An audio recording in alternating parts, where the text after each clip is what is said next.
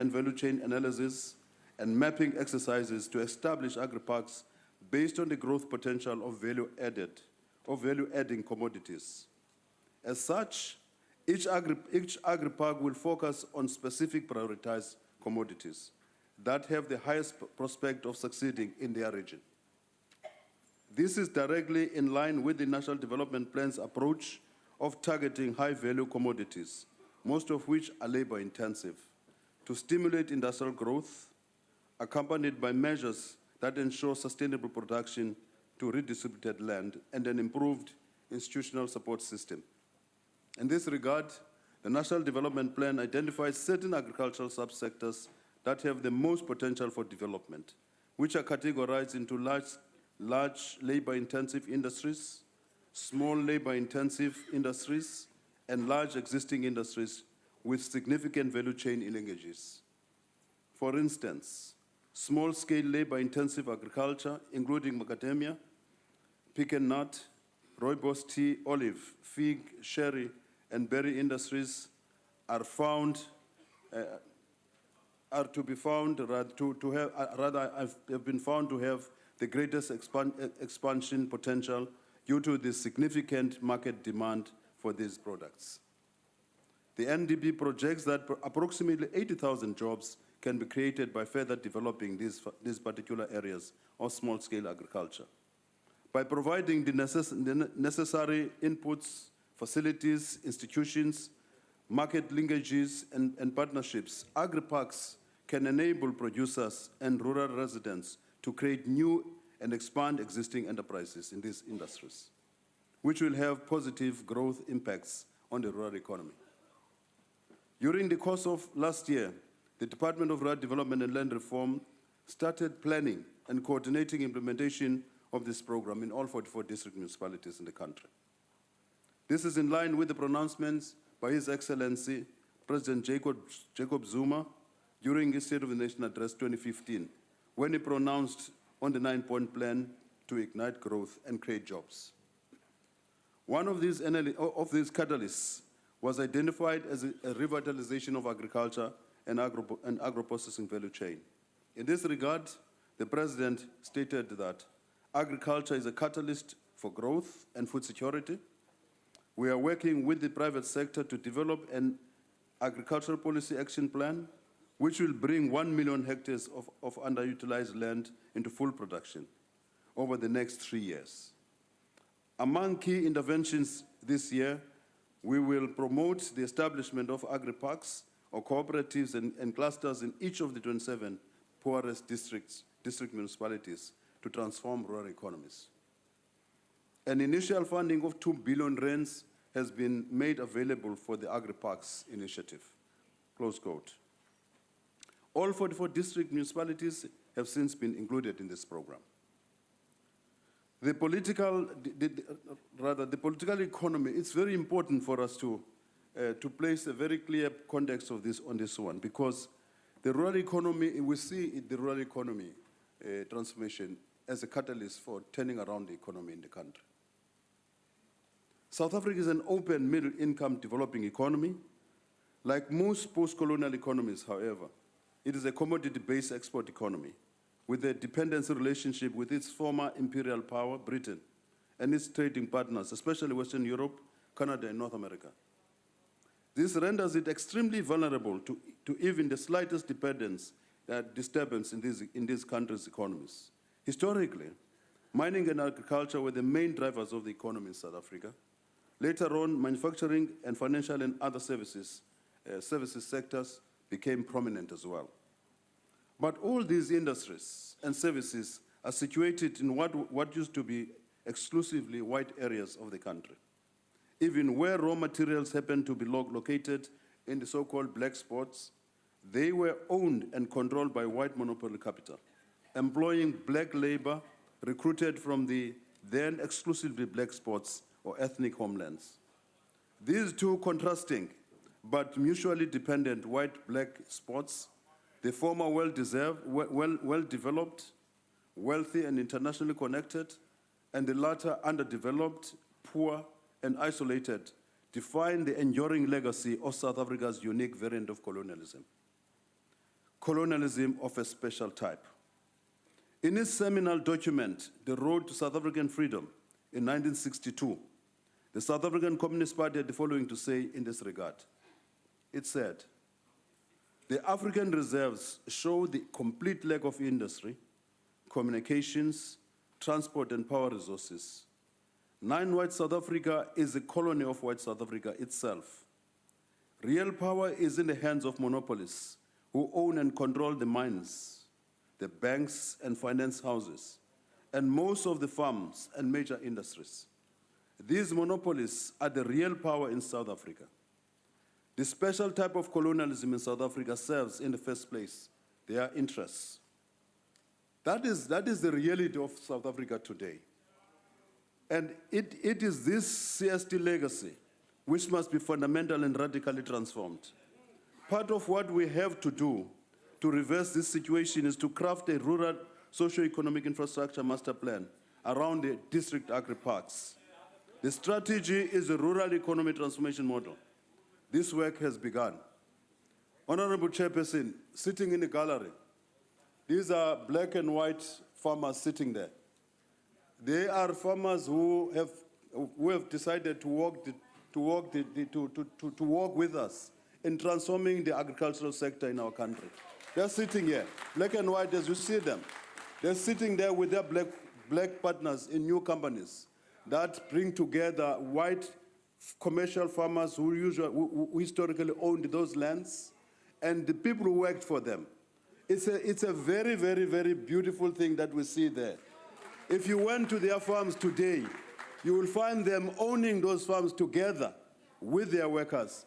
These are historically white commercial farms that are now in the hands and control of people who worked.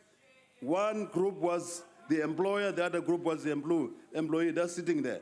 There are more than 100 of them that have come together now to say, we want to be part of the so-called 50-50. We are proud of you as you are sitting there, ladies and gentlemen. Thank you very much.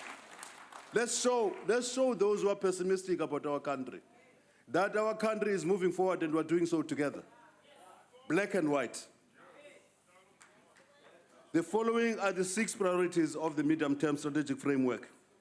Improved land administration and spatial planning for integrated development in rural areas.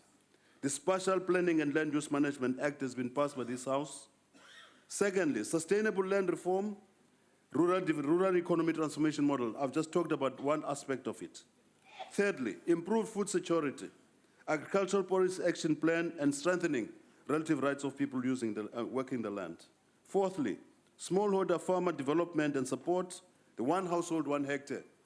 This program, again, some of us who would have watched Minister Gordon after he presented his speech here, his budget here, he went to London and went to New York. When he was in London, one of the things that the question that was asked was, what are you going to do with growing the economy? Yes, with regards to managing the finances, etc., it's all good.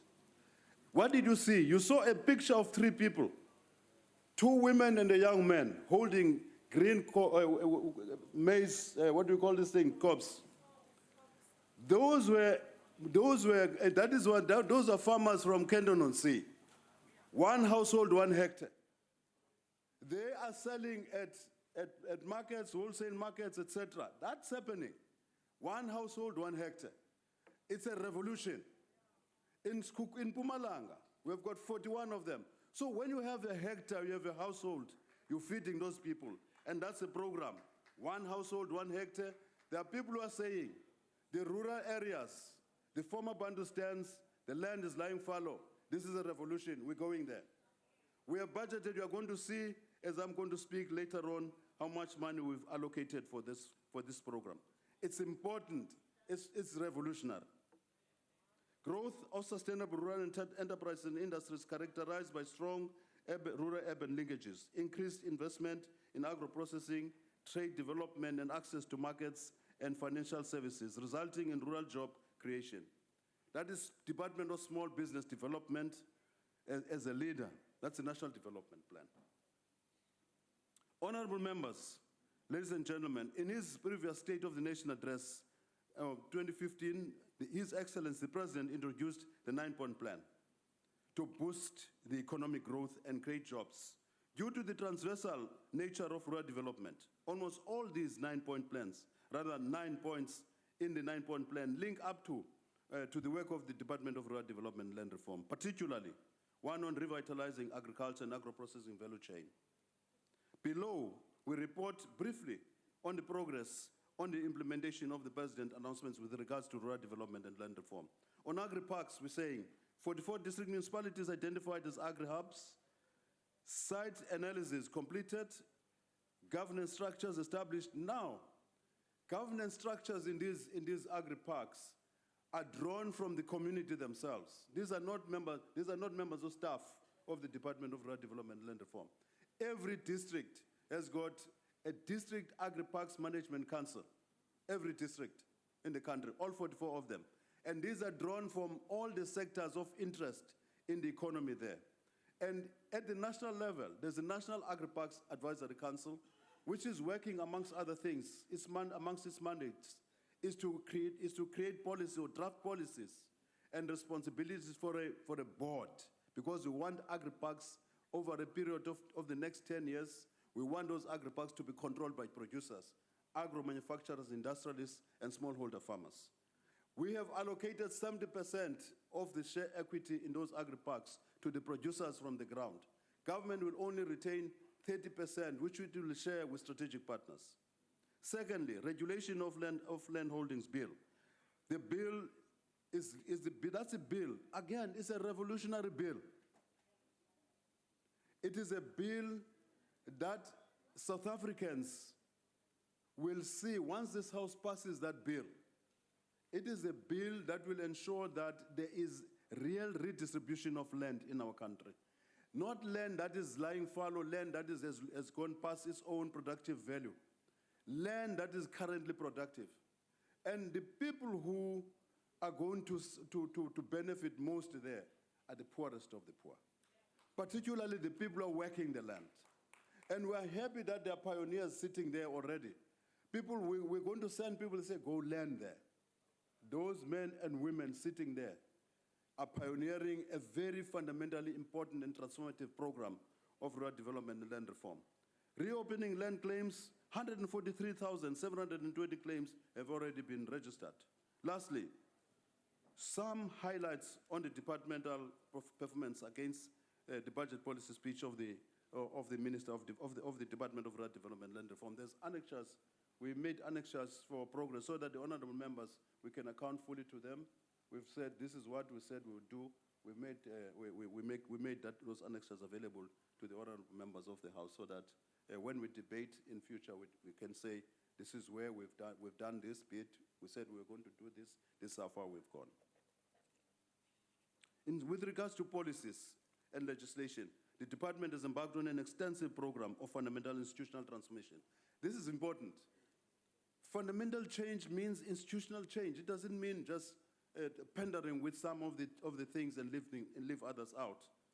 We have, for example, this communal land tenure policy bill. This bill is going to respond to the question which is raised all the time. The question that says, what's in it in this transformation for the people who are living in communal areas, particularly communal areas where you have traditional institutions, that are in charge of those lands, that are actually the custodians of those lands. Because land belongs to people. Traditional institutions belong to people. There is no traditional leader without land, without people. So land belongs to people. Traditional leaders belong to people. It's not the other way around. So when we say, therefore, that we're talking about institutionalizing use rights, we mean that there will be this one household, 1 hectare allocations to people so that we secure the tenure of land rights, of land ownership by people in these areas. So that people there, whether the husband dies, or the male members of the household die, the women members of the household must be secured in the knowledge and understanding that the land they're occupying will never be taken away from them. So the communal land tenure bill is about that. It is about also correcting the challenge that we are experiencing.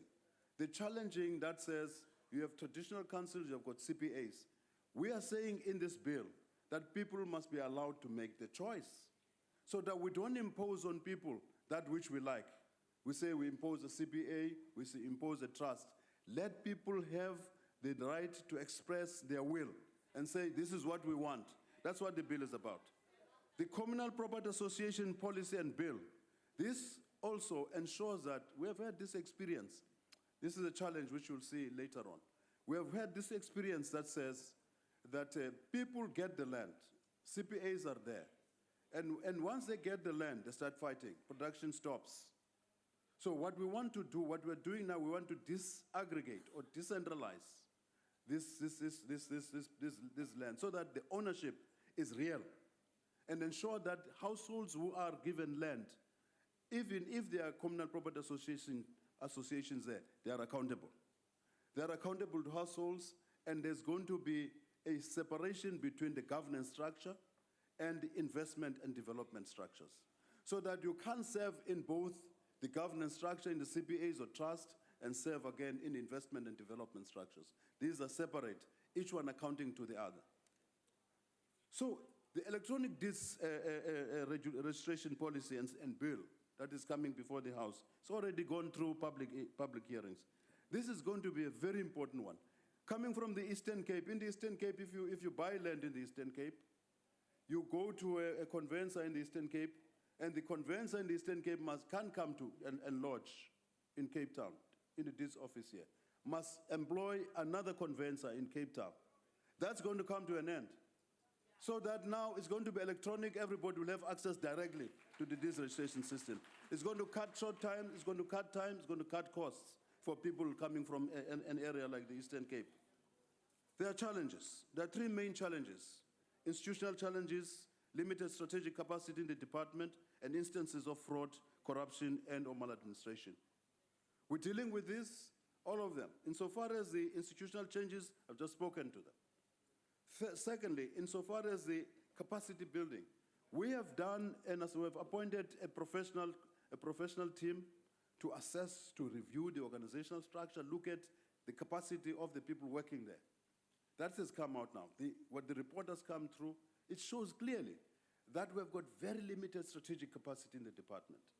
So given the constraints that we're going through now in terms of the fiscal situation in the country and the world, we have to track very, very carefully how we then implement the recommendations, but we will implement them. We will be very selective, very strategic, given the constraint. And thirdly, with regards to instances of fraud, corruption, and maladministration, we have established a panel of lawyers in a pre-disciplinary investigation. That's happening. And where they've recommended that we take action in terms of disciplinary action, that has already started. That has already started.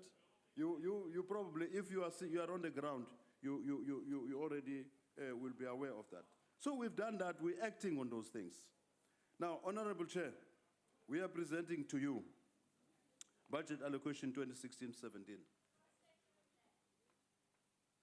It is our considered view that with the money that we have, we can achieve the objectives that we are presenting in the budget policy speech. In conclusion,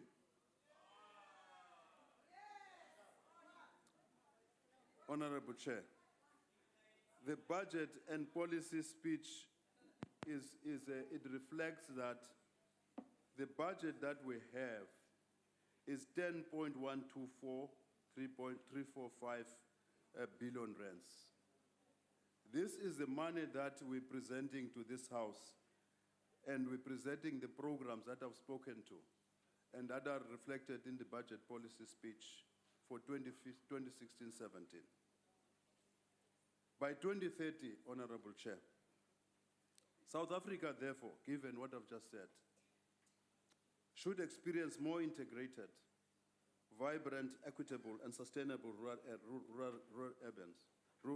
urban communities, rural towns and agri-villages, with viable and bustling markets, small, micro, and medium enterprises and industries, employing millions of people, supported and facilitated by requisite logistics, social and economic infrastructure, including research, information, innovation and information communication technology, development finance institutions, and credit finance facilities.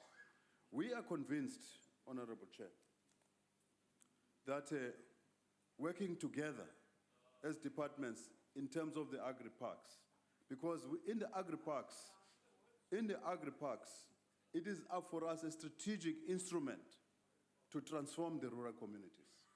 The 44 districts, majority of them are in the former Bandostans. We are taking the facility, we are taking rather the resources there. We are going to transform those rural areas into areas which will keep people rather than push people out to the urban areas, thus creating problems there. We are going to ensure that we work together with provinces, with municipalities. That is why the governance structure of the agri-parks is composed of district municipalities and the district agri-parks management councils. The National Agri-Parks Management Council, Advisory Council rather, is working with the department to ensure that we work together to develop these agri-parks into an iconic, we're going to see this afternoon, when we present to the members of the media, we're going to reflect to you a video on what is supposed to be in 2025, because these agri-parks are going to be a catalyst for change. Gone are the days when rural areas are going to be poor, remain poor, and only the suppliers of job to the urban areas. Darida is verbei. Baya danke. Siyathokoza Ngqongqoshe Nkwinti. Isikhulumo esilandelako ngusihlalo wekomiti umhlonishwa Ngwenya Mabila.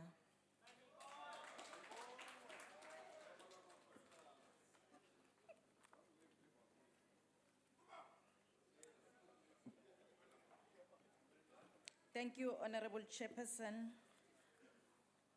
Honorable Minister, Deputy Ministers who are here, Honorable members of this House, our guests in the gallery.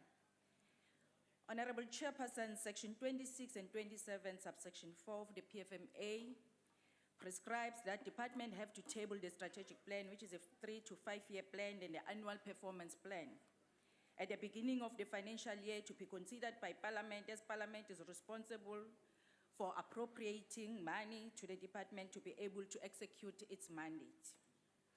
After the consideration of the strat plan and the APP of the department, the committee noted that the department has been able to fill some of the critical positions, such as the CFO and the DDG for corporate service. As these positions were vacant for some time, furthermore, the appointment of the Valuer General was a step in the right direction. His appointment will assist in providing government agencies with advisory service related to property and the real estate matters. There is therefore a need for the department to review its organogram to make sure that the available human resource is able to execute the mandate of the department, as there's a decrease in the budget of the compensation of employees. The department needs also to finalize the human resource development strategy to ensure that the employees are empowered to enhance service delivery. To ensure compliance to government regulations and legal prescripts, the department has to ensure that valid invoices are paid within 30 days. Progress has been made for paying 91% in the 2013-14 financial year to 92% in the 2014-2015 of the invoices submitted on time. But more still needs to be done to make sure that all service providers who submit valid invoices are paid on time. The under-expenditure in the transfers of payments to excluding entities such as the National Agricultural Marketing Council, the National Wool Growers Association, the CSIR, the MRTT, and the CTH is due to the late transfers which were done towards the end of the financial year, which must be avoided. Transfers must be done on time, and the transfer must not be regarded as the fiscal dumping. The previous year, the department has been able to implement some of the recommendations made by the Auditor General. In 2013-14 financial year and in 2014 and 15, the department has obtained the unqualified audit findings with matters of emphasis to be attended to avoid the recurrence. We expect the department to take those recommendations seriously and implement them. In 2014-2015, the department has been able to spend 98% of its allocated budget of 9.1 billion, but there's a need to align the expenditure with targets that has been achieved and to ensure that there's value for money on each and every spending. The Freedom Charter emphasized that government must help all those who work the land with implements, seeds, irrigation infrastructure, and other material support. It has been proven by the research done in Africa, especially in Kenya, Swaziland, and Mozambique, and other countries, that smallholders farmers need to be supported for them to grow and improve production. The failure of the smallholder farmers was attributed to the lack of support. The RECAP program was initiated in 2009 to assist land reform beneficiaries who are distressed, who need post-settlement support to maximize production. The RECAP program provided technical support, skills development, and infrastructural development. From 2010-2014, 1,459 farms were recapped to bring all those land reform farms into full production, to guarantee food security and to create jobs in the agricultural sector, and to enable the emerging farmers to be fully fledged commercial farmers. Although there were challenges experienced during the implementation of this program, such as the late approval of business plans which impact on the farming timeframes, late disbursement of funds, lack of communication between the department and beneficiaries, breaching of the contract by both beneficiaries, strategic partners, and the department, and also the criteria for the selection of beneficiaries, which was not clear. The reviewal of the RECAP policy must take those challenges into consideration. The process of the integrated funding model that is being considered by Treasury, DAF, and the Department of Rural Development and Land Reform is mostly welcome to avoid duplications. There's a need for this program to be extended to the needy beneficiaries, especially emerging small farmers, as it has assisted most of the smallholder farmers, especially in the previously disadvantaged ones. In the 2014 manifesto, as the ANC, we promised rural people that we will implement the rural development strategy, focusing on meeting the basic needs, land strategy focusing on meeting the basic need, land reform, and rural enterprise development. The department has implemented that through the CRDP. As the department is the facilitator and the coordinator of the CRDP, which was initiated in 2010 to ensure that there's integrated and comprehensive rural development and to bridge the gap that exists between urban and rural people with regards to service delivery. The allocation, which will increase in the MTEF period, will create jobs for rural people and reduce poverty and improve the standard of living of the rural people through service delivery. Izindawo zasezilalini ezifana neMuyeshe, neDiatalawa, neDriefontein, neNtunda, ukubala nje ezincane zakhona, azisafani nangalesikhathi sebandlululo. The CRDP intervention will reduce the fragmented rural service delivery intervention. It is the ANC that can improve the lives of all the people, irrespective of their color, race, and gender.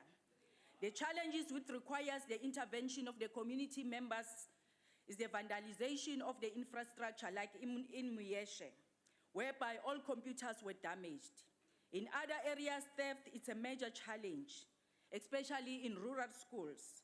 Communities have to work together with police to ensure that those involved be brought to book. It is the responsibility of communities to protect and prevent any infrastructure from being damaged or stolen. The department has therefore been able to exceed all of its targets set for rural development, which is the right thing to do, as the 52nd conference has identified land and rural development as the priority. The 9-point plan talks about the revitalization of agriculture and agro-processing value chain. This has led to the establishment of the agri-parks in the 44th district, as the minister has indicated. and the integrated approach by various departments is mostly welcome. The 2 billion that has been set aside for agri-parks will go a long way in mentorship and the development of farm infrastructure and marketing. Furthermore, these agri-parks will bring underutilized land into full production. It will develop rural economy by assisting smallholder farmers to be part of the commercial stream by providing markets for their produce. The agri-parks project will create jobs for the unemployed. District Agri-Parks Management Council and National Agri-Parks Advisory Councils must be capacitated on time for those structures to be able to function as expected.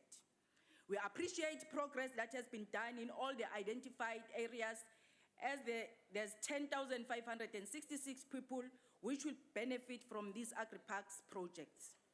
The involvement of the smallholder farmers in the development is an indication that the department is using the bottom-up approach in development. People must speak for themselves what is it that they want. Agri-parks is one way of strengthening support to co-ops in marketing and supply activities to enable small-scale producers to enter the formal value chain. In 2014-2015 financial year, Honorable Chairperson, the department was able to train 2,211 community members and 3,145 rural youth through the NARISEC program. We welcome the increase of the NARISEC budget to 425.9 million for 2016-2017, which is expected to increase to 451 million in 2017-2018. This increase will assist the department to recruit 2,700 young people compared to 2,500 intake in 2014-15, which is an increase by 200. Through the NARISEC program, young people will acquire skills which will make them employable and to be able to start their own business. As the department is working with other departments and SETAs to make sure that young people get skills which are required by the Honorable country. members, order. Continue. The number of corps intake is expected to increase over the MTEF period to reach a total of 15,000. This program has a positive impact in changing the lives of the young people. The only concern to be addressed is a delay in the issuing of statements of results or certificate, which deprives the NARISEC graduates from seeking job opportunities, as this program is aimed at addressing challenges of poverty, high rate of unemployment, especially amongst the youth sector. The exit strategy must be developed to enhance the employability prospects of the youth. On the 8th of January 2015, the Honorable President Jacob Zuma, on behalf of the NEC, reaffirmed the commitment of the ANC to return land to the rightful owners and the need to accelerate land reform. He emphasized the issue that this land reform must prevent the evictions, must improve the lives of the farm workers, and improve land development for the range of uses, including food.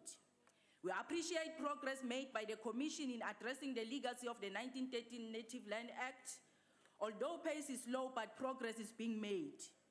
Into eyenza ukuthi i-restitution ihambe kancane, siyazi ukuthi umhlaba wabantu wathathwa mahala. Kodwa manje nakusekufanele ukuthi ubuyiselwe, sekufanele kubhadalwe intengo enkulu kunzima. Sicela ke abantu bakithi ukuthi babekezele, na noma kunjalo i-ANC isithathile isigqibo sokuthi umhlaba kufanele ubuyele kubanini bawo. The Commission has been able to spend 100% of its allocated budget of 2.9 billion in 2014-15 financial year, and the targets were achieved. The Commission has been able to finalize 372 claims, settle 428 claims, research 1,516 claims out of 2,660 targeted claims to approve 119 phase project. The budget increase of 3.2 billion for the Commission will assist in fast-tracking the restitution process by finalizing 454 claims, settling 615 claims, researching 1,530 claims, and approving 76 phased project claims. All these claims are claims which were lodged before the 31st of December 1998. Due to the partnership with academic institutions and other service providers, the number of claims that will be researched will increase. It means that more resources will be required to finalize the valid claims, because akusho ukuthi uma ngabe abantu bafake izicelo zomhlaba zonke lezo zicelo lezo zizawuphumelela. Emva kokuba sekwenziwe ucwaningo okuyilona olubalulekile, ekugcineni emva kwalo cwaningo abanini abafake isicelo bazokwazi ukuthi ngabe isicelo sabo siyamukeleka noma asamukeleki. We commend the Commission for ensuring that the limited resources allocated to it are being used effectively, efficiently, and economically. The increase in the budget allocation for the department from 9.3 billion to 10.1 billion, out of which 3.1 billion went to restitution, is an indication that the government is serious about fast-tracking the land restitution program, which ensures that all people whose land was taken get their land back. Land and agrarian reform must be used to turn around the economy. Reopening of the lodgement as per the Restitution of Land Rights Amendment Act, the 2014 SONA, and the ANC manifesto is going well. As the services are brought nearer to the rural people, electronic lodgement is being done, public awareness has been strengthened. The ANC took a resolution Thank you that... very much, Honorable Mabila. As the ANC, we support the budget vote of the department. Thank you. We now invite Honorable T.W. Mhlongo. Thank you, Stalo. It is an honor to address this House in a very important subject. We believe as a DA that individuals must own the land. The DA believes that all individuals, especially Abo Mama Betu, they must be granted independent to access the land. The DA is in favor of a policy that allow previously disadvantaged individuals to own property directly. But to date, Minister, no action has been done. Sihlalo, our people are still waiting to claim land, Guma plot. Till today, they did not receive their title deed. Private ownership is so important. Our people are waiting for title deed, especially in Johannesburg. Order, honorable members. Lakeside since 1998, Nanamhlanje, they are still waiting for title deeds. In 2013-2014 financial year, at Johannesburg municipality, they have achieved zero of issuing of title deeds. Nelson Mandela Bay, they've achieved zero of title deeds. For information, Cape Town Metro has achieved 6,151 title deeds. Minister, this is a reality. Tinkulmeng Ngonyama Trust. We believe that in Ngonyama Trust, there's no clear mandate. They don't understand the mandate. There's a duplication of function between the entity and the department. The board has failed to come up with policy, especially for Abo Mama Betu. We are still waiting for that policy in Namhlanje. The ITP has failed to address the issues of land under its administration. They fail even to address the issue of Auditor General. They fail even to make sure that we have a clean audit to date. They fail to implement the social economic impact assessment. Chairperson, its financial allocation even to date, at the end of the financial year, we'll get the surplus out of Ngonyama Trust. We believe good, it's a failure, there's no value for money. This entity, it's not addressing the obligation of the provision allocated for Abantu Betu. Minister, is the IDP relevant to today's life? Ngonyama Trust, I don't think it's relevant, Minister. We must make sure that we address that. Sihlalo, when I check the value for money, when we believe as a Democratic Alliance that you must address land with these following values: freedom, fairness, and opportunity. Why I'm saying that? When you address freedom, fairness, and opportunity, when you address stakeholders, we call all stakeholders individuals within a Makaya, not only traditional leader. There's no fairness when you call only traditional leader to address the land issue. Even ordinary individuals, abase South Africa, they must be consulted. Under the ANC, Minister Umnumzana Zuma has failed to implement this thing it's a choice. Ufailile uku-address Umnumzana Zuma ngokuthi abantu bethu babe ne-choice uku-addressa i-CPA or i-trust. Ubiza only ama-kings instead of bize umphakathi wonkana. We are calling upon for land audit. There's a lack of functioning good land audit, Minister. Namhlanje asazi ukuthi umhlaba uphethe obani, umhlaba ongasetshenziswa uphethe obani. Order. Order, honorable members, order. Sihlalo, akungibangazi because abantu abangapha bacanga ukuthi sizobuyisela iSouth Africa emuva. Thina we believe ukuthi abantu bethu kumele bathole i-title to their land, and the ANC is slow Thokoze. to address Hlonishwa. issues of land. Siyathokoza. Isikhathi sakho siphelile. Sibuyise se latelang ke motlhomphegi Matias.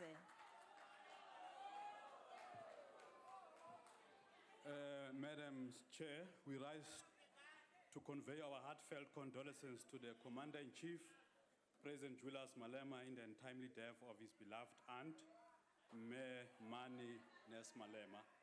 May her soul rest in eternal peace. Let's also recognize in the gallery the representation of the coensign leadership,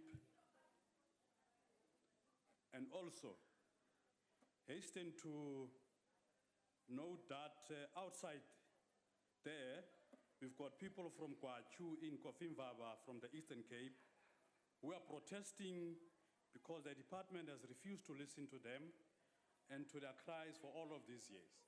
Despite an undertaking from the Deputy Minister, Mkebisi Squasha, and the DG, Ntate Mdu Shaban, that together we'll go and listen to the grievances of the people. Now you realize you are not speaking on behalf of all the people. They have come to stage a sit-in, and yet you claim to be a caring government. Mr. Minister and the chairperson of the Portfolio Committee, Mayor Ngwenya Mabila, talk is very cheap, and not all that glitters is gold. You have been making similar promises all over again. The resolution of the land question is central to the political program of the EFF, and our considered view is that the department has been a spectacular failure in dealing with both the land and agrarian question in the country.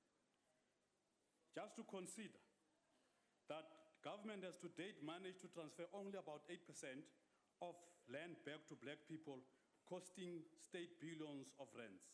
The government has still not settled all the land claims submitted before 1998, deadline for the first phase of land restitution, and has settled most claims through financial compensation, doing nothing to change the structure of land holding as a result. The government has reopened the land claim process and Order, estimates, honorable members. The and noise estimates levels are rising.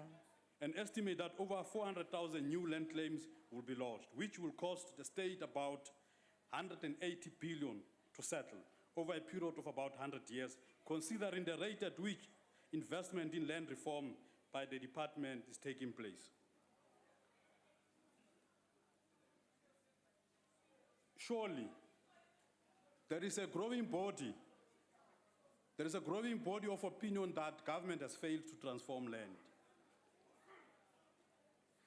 We must also hasten to say that there is a gross misrepresentation of origins of land claims in current legislative and policy framework. If land reform is intended to redress past land dispossessions, then limiting people to claim land that they were dispossessed of only from 1913 legitimizes land theft. Land that can only be claimed pre-1913 is the travesty of justice, for which there is a compelling amount of evidence that has to be extended far beyond. Secondly, the property clause entrenched in Section 25, subsection 1 of the Constitution, which compels the state to pay current white landowners for land targeted for land reform purposes, cripples any hope for swift land reform and gives white farmers veto power over land reform.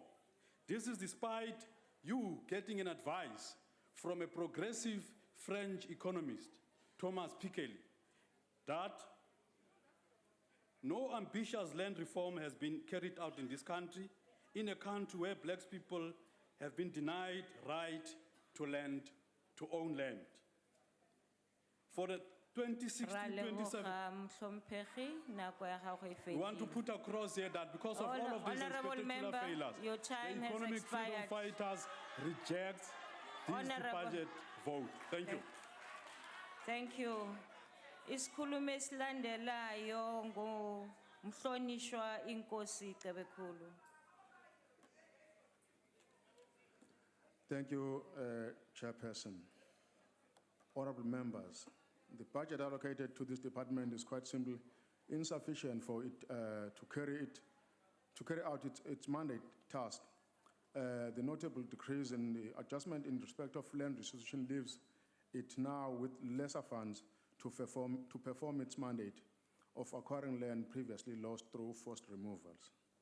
Land restitution is a critical component of land reform in South Africa and remains a massive task which requires resolution sooner rather than later. However, the rate at which land claims are settled remains pathetically slow, and with more claims being lodged with the Office of the National Land Claims since the opening of the second five-year period for those who couldn't meet the deadline of 31st December 2008, it will only get slower.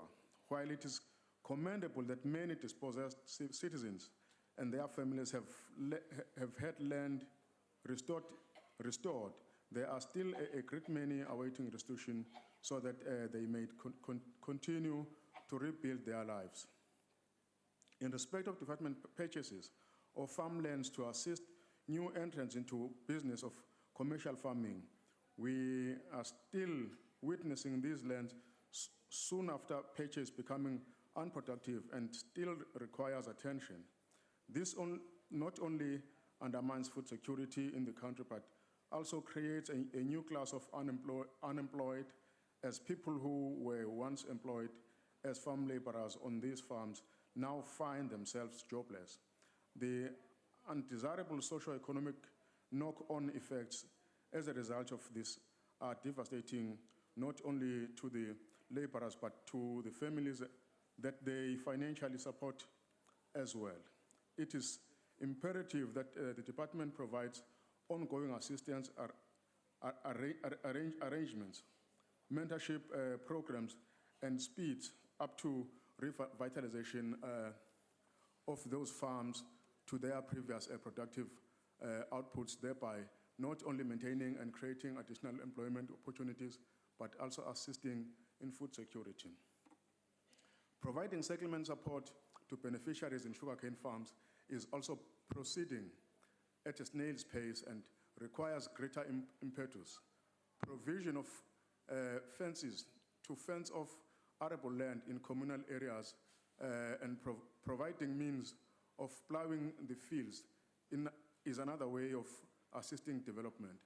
A good example of this is what the department did at Umsingatop by fencing plowed land and established grazing camps for livestock so as to allow the youth to attend schooling. Chairperson, let me point out something here with regards to the issue touched by the member Mhlongo. The issue of kings should not be confused here. Kings are just the trustees and the custodians of land, not that they are the owners. So the issue of grandstanding here, rubbishing the traditional leadership is not good. Communal land was there long before the colonialists, before the oppressors came to South Africa. They were there, they were administered in a proper way.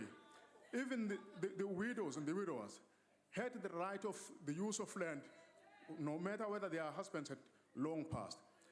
Maybe the bill the minister has just mentioned here might address it so as to have an overall law that governs traditional leadership as far as land allocation is concerned.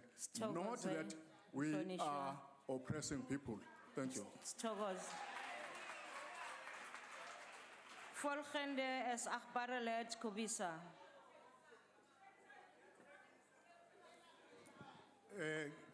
Angibonge sihlalo. Ngicela ukuqala sibingelele ngqongqoshe nesekela lakho namalungu ahloniphekile lendlu hol bomdabu bonke obukhona namhlanje. Awukwazi ukukhuluma udaba lomhlaba ungathinti udaba labaholi bomdabu amakhosi nabonke abanye abaholi bomdabu nengonyama neqhaza labelibalulekile ezintweni zomhlaba. Angeke nje uqede udaba lomhlaba ungakhulumanga ngalokho.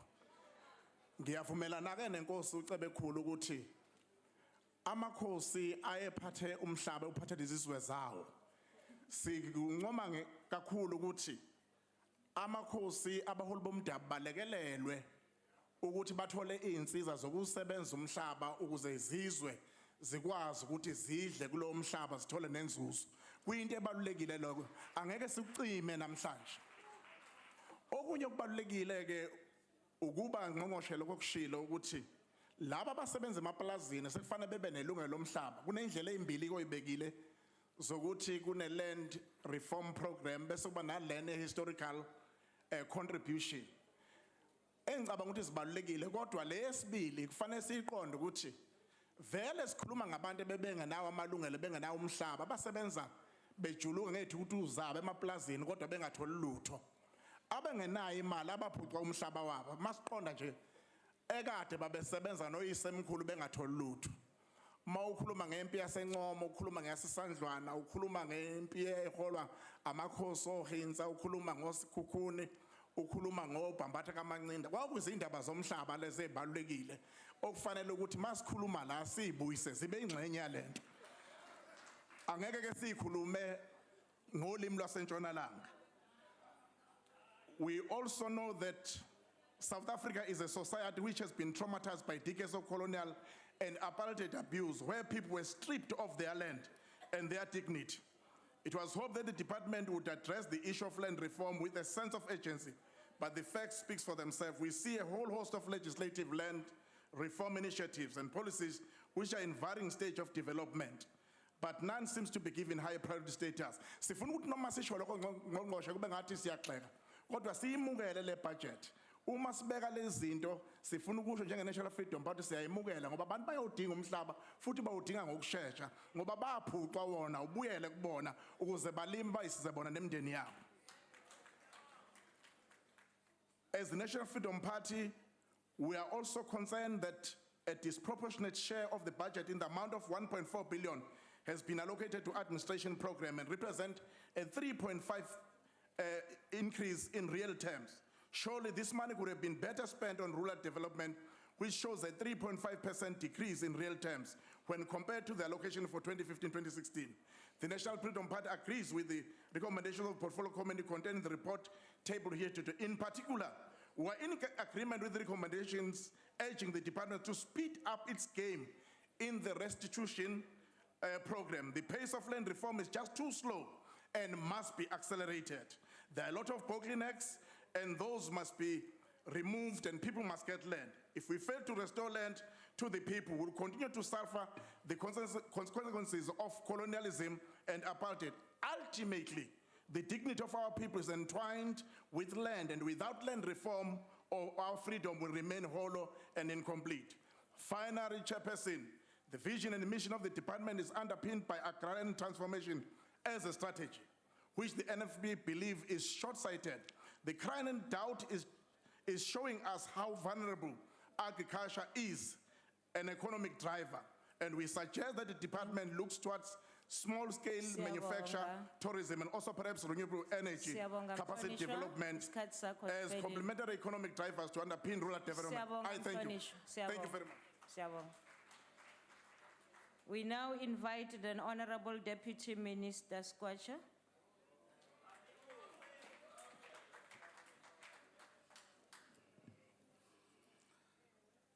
Honorable Chair, Honorable Ministers, Deputy Ministers, Members, Manene and non-Manenekas, I want to start by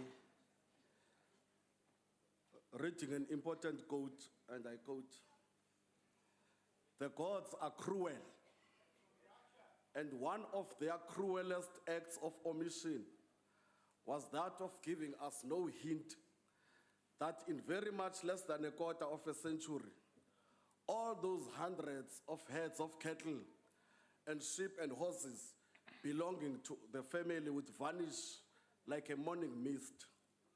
They might have warned us that Englishmen would agree with Dutchmen to make it unlawful for black men to keep cows of their own. The gods could have prepared us gradually for shock," close quotes. Sol Plaatje, Native Life in South Africa. Honorable Chair, our people were robbed of their birthright, robbed of their identity, traditions, wealth, freedom, and their dignity. After more than 350 years of struggle, through courage and resilience, with an outstanding leadership leading, the robbers agreed to surrender. After 22 years, we began to right the wrongs, to bring justice to our divided land. We have not done to those who robbed us of our land what they did to us. In the moment of our victory, we acknowledged their rights as well. 20 years ago, we passed a constitution which applies to all, and Section 25 specifically speaks to the mandate of our department as per constitution. In the 22 years, we have been building this new home for our people. One brick at a time, the foundations and walls are being put together of this home we are building called Free South Africa. We have not built a complete house yet, but we now have years of experience which have shown us which of our tools work, which need to be sharpened, and which do not work at all.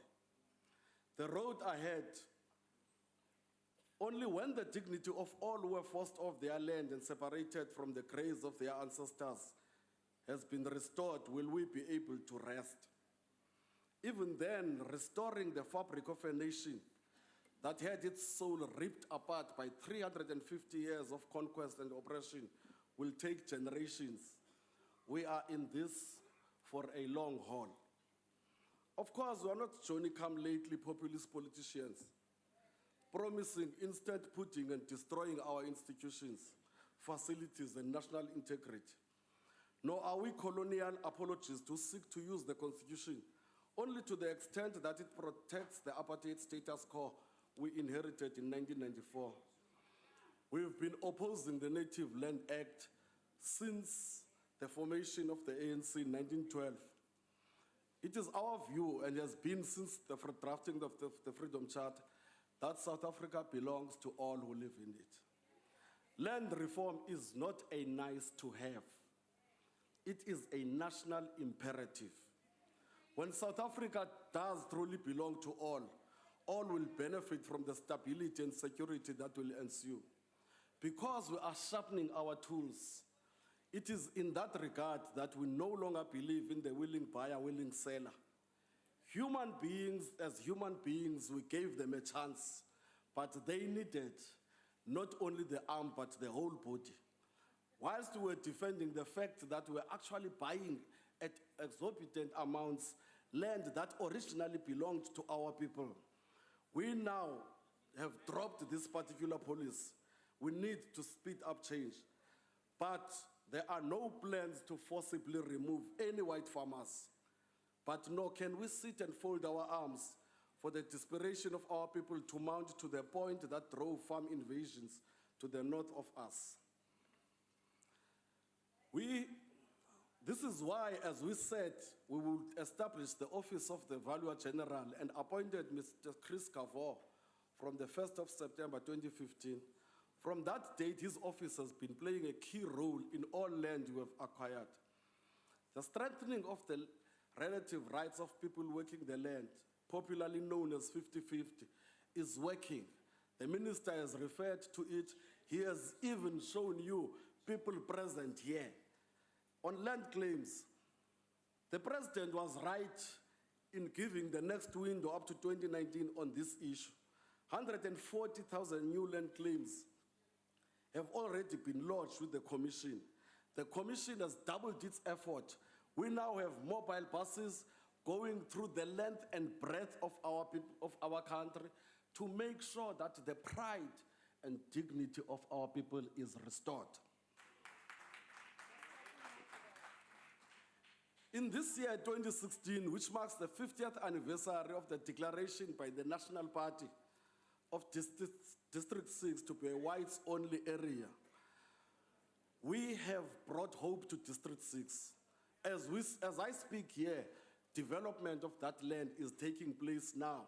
But even once all the claims have been settled, we must acknowledge that many of our compatriots lost their land in the period of colonial conquest prior to the enactment of the 1913 Land Act, and that these losses fall outside the terms of the present law. The district land reform committees that we spoke about last year, I am happy to indicate that they are all in place now. They are beginning to do their work, and we are a government at work, siyaqhuba. Military veterans. Any country takes pride in having people who fought for liberation. In this regard, these are people who agreed that they were prepared to pay the ultimate price for our freedom. Through guidance by the minister, a committee has been set up to make sure that they exactly benefit in an affirmative action way from land reform and the allocation of farms. We remain concerned about evictions on the farms. In many cases, farm workers are evicted because they do not know their rights under the Extension of Security of Tenure Act or the procedures to be followed. The provinces have started the process of reviving the extra networks.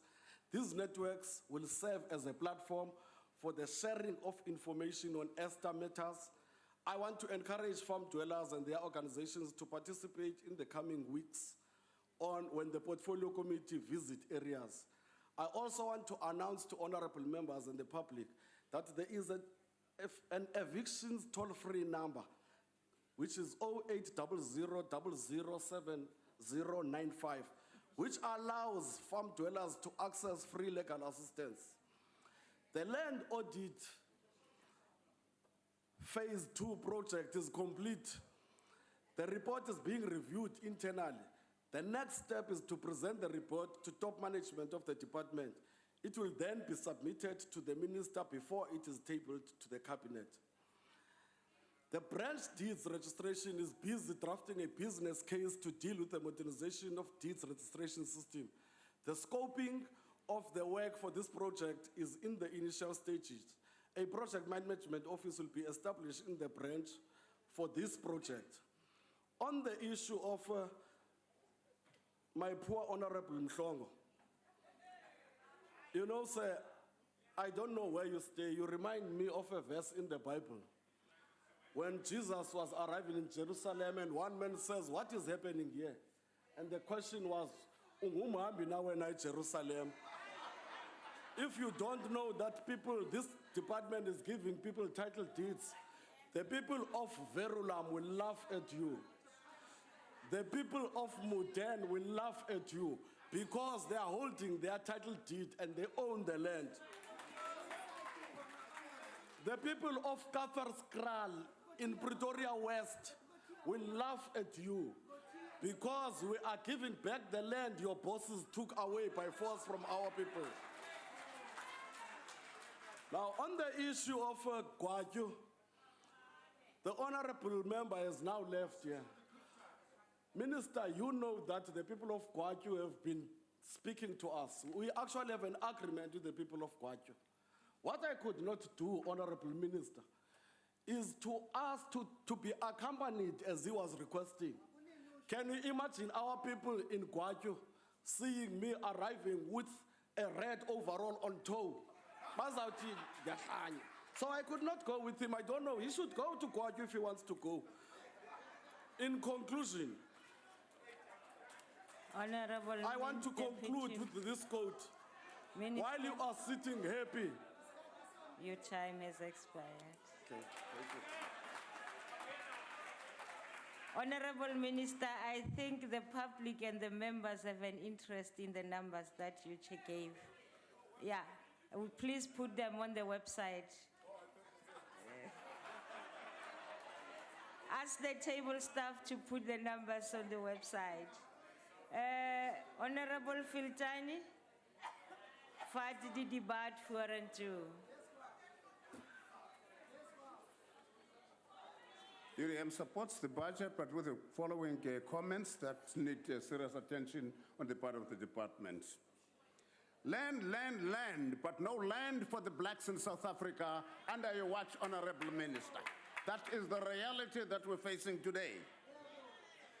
If this means that they're only half citizens, because without land ownership, you cannot claim to be a full citizen of the country. You need to move with speed. Professor Bernadette Autwane, in her book entitled We Want What's Ours, she confirms that indeed the first European seizure of South African land dates back to the days of the founding of the Cape Station, when the Dutch East Indians set their sight on our beautiful land. That was in March 1652. Finding a proper and lasting solution to this daylight robbery, we need greater aggression on the part of government and the legislature with regard to the use of legitimate tools at their disposal. Professor Atwahene further states that research done in South Africa reveals that 85% of black respondents believe that most land in South Africa was taken from blacks by white settlers and therefore have no right to land today. This land, she states, was taken through brutal force or by deceit because the Africans at the time had no knowledge of Dutch law. The British conquest of the Dutch colony in 1806 did not change those racial policies that determined land occupation by citizens. Uthi-ke usihlalo wale portfolio committee a few minutes ago, umhlaba wabantu wathathwa mahala. The Natives Lands Act of 1913 merely legitimatized the illegal seizure of African land and was therefore not the beginning of land seizure. Hence, our constitution is inherently misleading. It needs to be amended. I therefore implore you, Minister, once more, to be bold enough to bring to us as this portfolio committee legislation that will enable you to look at land that was taken before 1913. The Group Areas Act displaced close to 1 million people of color and a further 900,000 blacks. The Bantustan policy gave back some land to people without paying for it, but it also displaced about 1 million people. You need to acquire 16 million hectares of land and invest 1 trillion rands in order to develop that and provide food for the homeless and the landless people. Take them off the ground. You will save billions. The department has so far spent 19 billion buying 3 million hectares of land for which there is no record that the owners from which the land is being bought ever paid even 1 cent. Stop the practice. Quick question is, why must you pay for land instead of paying for improvements on the land? Given that you are faced with a situation that is legislated, why are you not coming up with a new piece of legislation to correct this wrong? Since 2014, no legislation has been brought to us as a committee. The number of complaints being received by us as UDM with regard to recapitalization of acquired farms is a clear indication of poor management capabilities of the department. Give you 2 cases. In the Western Cape, Rwanda farm, departmental officials, I've got the names because I've got the letter here, have started a process of evicting people to whom the farm was, or that is the big 5. They have started the process internally. You need to move on that. Malanskral in the Eastern Cape, people are not getting their land.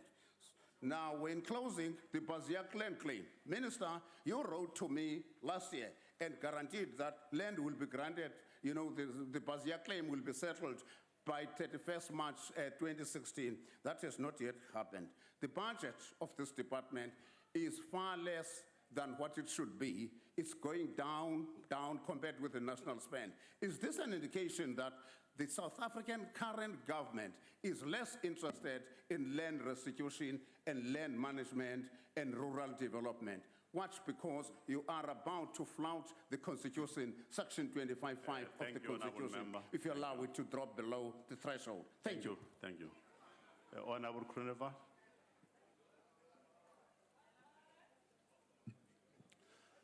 Agbare voorzitter, ek wil vandag praat oor die leen van grondhervorming. Wat is die leen? Die eerste leen is dat daar deur die regering van die dag gesê word dat 80% van grond in Suid-Afrika behoort aan wites. Dis 'n leen. En die agbare minister weet dit. Want vir meer as die afgelope 16 jaar is die regering besig met 'n grondaudit. Want jy kan net die stelling maak as jy weet aan wie die grond behoort. Maar die departement kom nie na vore met hierdie grondaudit nie. En dit pas die regering. Want hy kan dan die leen bly verkondig dat 80% van grond aan wites dan behoort. Dis 'n leen. Wat is die volgende leen? Die volgende leen is dat die regering vir die massas daar buite sê, grondhervorming, gee vir jou grond. Agbare minister, dis mos onwaar. Navorsing het getoon dat slegs 1%, ek sê weer, slegs 1% van grond wat deur middel van grondhervorming verkry is deur die regering, is daar kaart en transport oorgedra. Net 1%. So wie is dan eintlik die eienaar? Die eienaar is die staat. En u weet mos, agbare minister, as jy nie eienaar van jou plaas is nie, kan jy nie na 'n bank toe gaan of enige ander instelling en sê, leen vir my geld waar my grond vir jou as sekuriteit dien nie. So die regering wil dit nie gee nie, want hy wil hê dat die mense wat die grond kry 'n mislukking maak daarvan. En hulle maak 'n mislukking. Die agbare minister skud sy kop, hy stem saam. Dit is 'n mislukking en hy het erken. 90% van grondhervormingsprojekte is 'n mislukking. Daar word ook bevind dat slegs 1 uit 10 kommersiële plase wat deur grondhervorming bekom is, slegs 1 uit 10 het nog steeds aangegaan. Die ander kommersiële plase het eenvoudig boerdery gestaak. U bedreig voedselsekerheid in Suid-Afrika. U het nou gesê, daar gaan 'n wetsontwerp kom op kommunale grondbesit. Maar u sê ook duidelik, jy kan daar bly, maar jy gaan nie eienaar word nie. En as die mansgeslag dan iets oorkom, hulle is nie daar nie, dan het die vrouens sekerheid dat hulle wel op die grond kan wees. Watter sekerheid, agbare minister? Sekerheid gegrond op die stamkaptein of die tradisionele leier se grille en giere. Want as die tradisionele leier besluit dat hulle nie meer daar kan bly nie, dan moet hulle af van die grond. So u skep nie sekerheid nie, u mislei, dis 'n leuen om vir mense te sê dat grondhervorming sal dan vir hulle verblyfreg gee. Wat is die volgende leuen? Die volgende leuen is dat u dink en die regering van die dag sê vir die mense, man, as jy grond het, dan word jy ryk. Want dit is die wit mense wat die grond het en hulle is mos nou ryk, volgens u. Dis 'n leuen. Grondbesit maak jou nie ryk nie, inteendeel, dit maak jou arm. Want dit is harde werk om 'n plaas te kan bestuur. Dit is die werklikheid. En verder weet u mos dat van die grondeise wat ingestel is, verkies 93% van daardie bevoordeeldes kontant. Hulle wil nie die grond hê nie, want die sien as jy die grond het, is dit groter las wat op hulle is. Hulle wil die kontant hê. Point of order. Order, Chair. Here at the back, the black man at the back. Where? At the back. Oh, Yeah.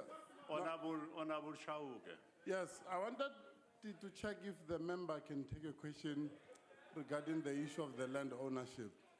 Honourable Kroonewald, do you take a question? Honorable Chair, that honorable member can't ask an intelligent question, so sit down. Kom ek sê vir u, die verdere leuen is dat daar 'n euforie geskep word dat grond net eenvoudig oorgedra sal word. Die werklikheid is, die regering van die dag is besig om grond te nasionaliseer.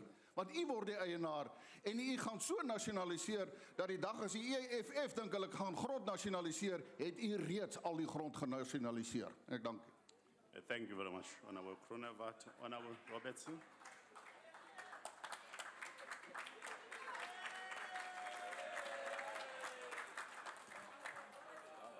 Thank you, Honourable Chair. Honourable members, guests in the gallery. We must agree that Departments of Agriculture and Rural Development and Land Reform must work hand in hand so as to better assist with restitution. And to emphasise the importance of their collegiality, I will read the following anonymously written quote. At least once in your lifetime, you'll need a doctor, a lawyer, a preacher, or a policeman. But 3 times a day, every day, you'll need a farmer. Sadly, millions of South Africans are growing accustomed to only 1 meal per day, Honourable Minister. It is simple for committees to assume to understand the plight of beneficiaries of land restitution, but to create mentorship-driven environments that actually uproots the foundations of poverty and oppression seems afar. The success rate of emerging farmers is dismal, and while claims in land for both private and public sectors are dealt with, government departments mandated with researching the claims drag their feet. University students and private business entities have of late been recruited to assist with the research of such claims because mismanagement and a lack of departmental capacity has created massive backlogs in land redistribution. While the fiscus and the taxpayer continue to fund the inefficient implementation of the current land reform policy, departments on the ground fail the beneficiaries of already restituted land. Beneficiaries are no closer to living out the dream of wealth through democracy than from the start of our democracy. Honourable Chair, research does indicate that through land reform, South Africans have benefited from land restitution, but it does not indicate how exactly they benefited. If by benefited it is meant that land is redistributed, however slowly, we can say yes, bearing in mind that if a claimant lodged a claim before 1998 and the claimant was 50 years old, he is now 68 years old, 18 years later, and no closer to obtaining dignity through wealth. If by benefited it is meant that beneficiaries are capable of living sustainably without being totally dependent on the state, and that they have been introduced to opportunities offered by a free market economy, then we must say no. Amidst the failing economy and joblessness, and due to the lack of total mentorship from government, poor implementation of CPA constitutions, and a lack of departmental administrative commitment, the actual beneficiaries of the land, and I say the actual beneficiaries of the land, are nowhere near closer to realizing the dreams once promised to them. Honourable Chair, individual land ownership with support is a solid foundation for which we can give historically poor South Africans a great start to economic transformation. Every South African will succeed if they've been given the opportunity to own their own piece of South Africa with their own title deeds. Their dignity and their futures depend on it. I thank you. Thank you, Honourable Robinson. Honourable Madel.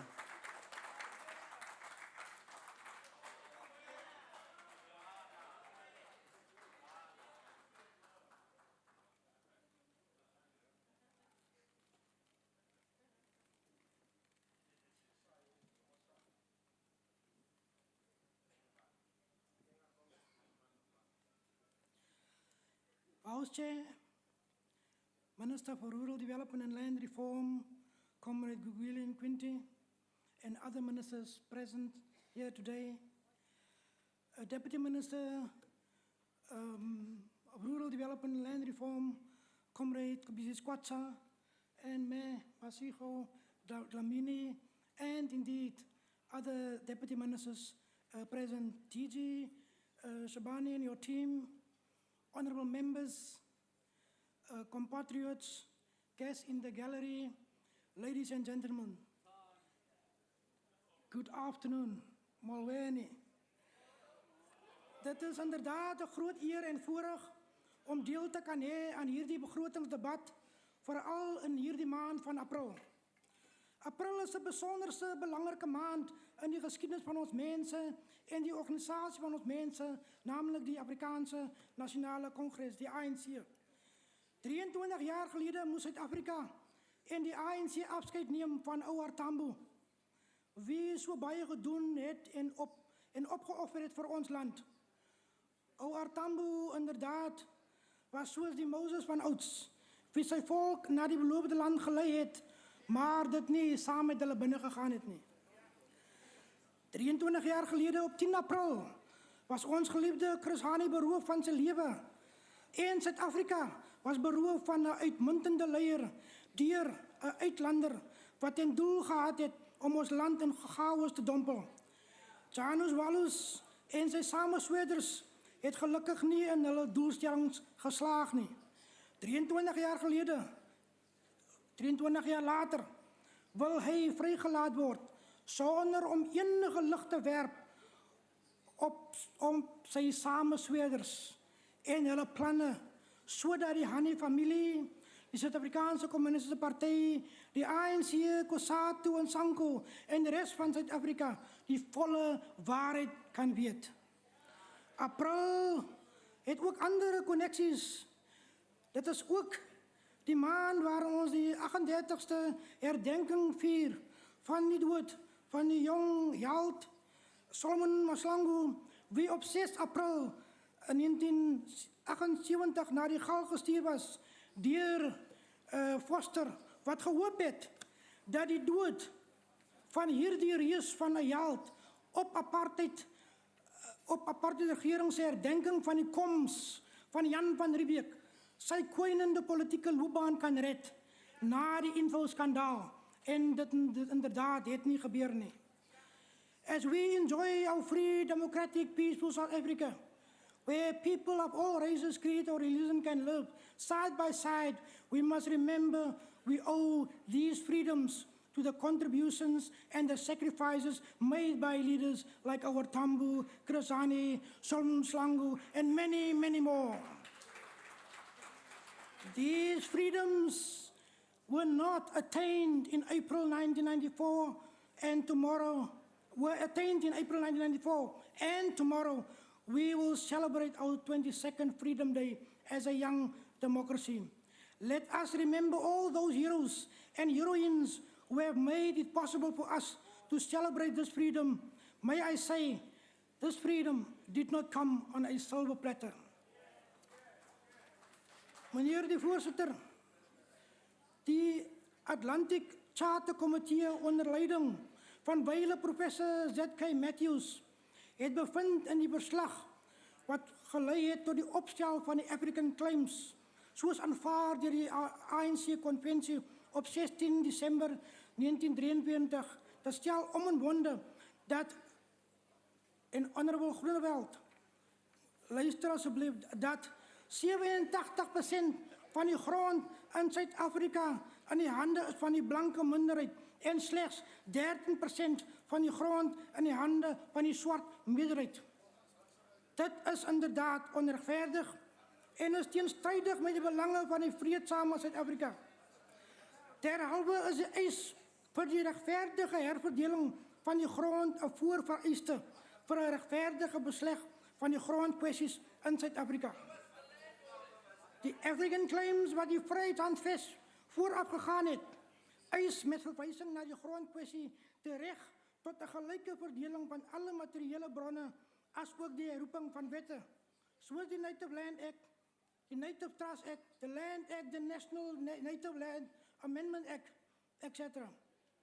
Die komitee onder leiding, soos ek gesê het, van professor Z.K. Matthews, versoek ook dat die destydse staat alle plaasboere, ongeag ras of kleur, dieselfde moet behandel, gelyke toegang te gee tot die landbank se subsidies en voordele te gee wat slegs aan blanke boere beskikbaar was op daardie stadium.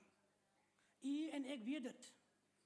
Agbare voorsitter, om die agbare Groenewald se woorde te leen, the land shall be shared among those who work it.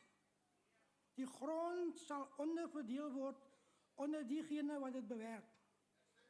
Dit is die woorde, die wyse woorde van die Vryheidshandves van 1955, 26 Junie in Kliptown. Die Vryheidshandves sê dat die beperkingen op grondeienaarskap op 'n rassebasis sal beëindig word.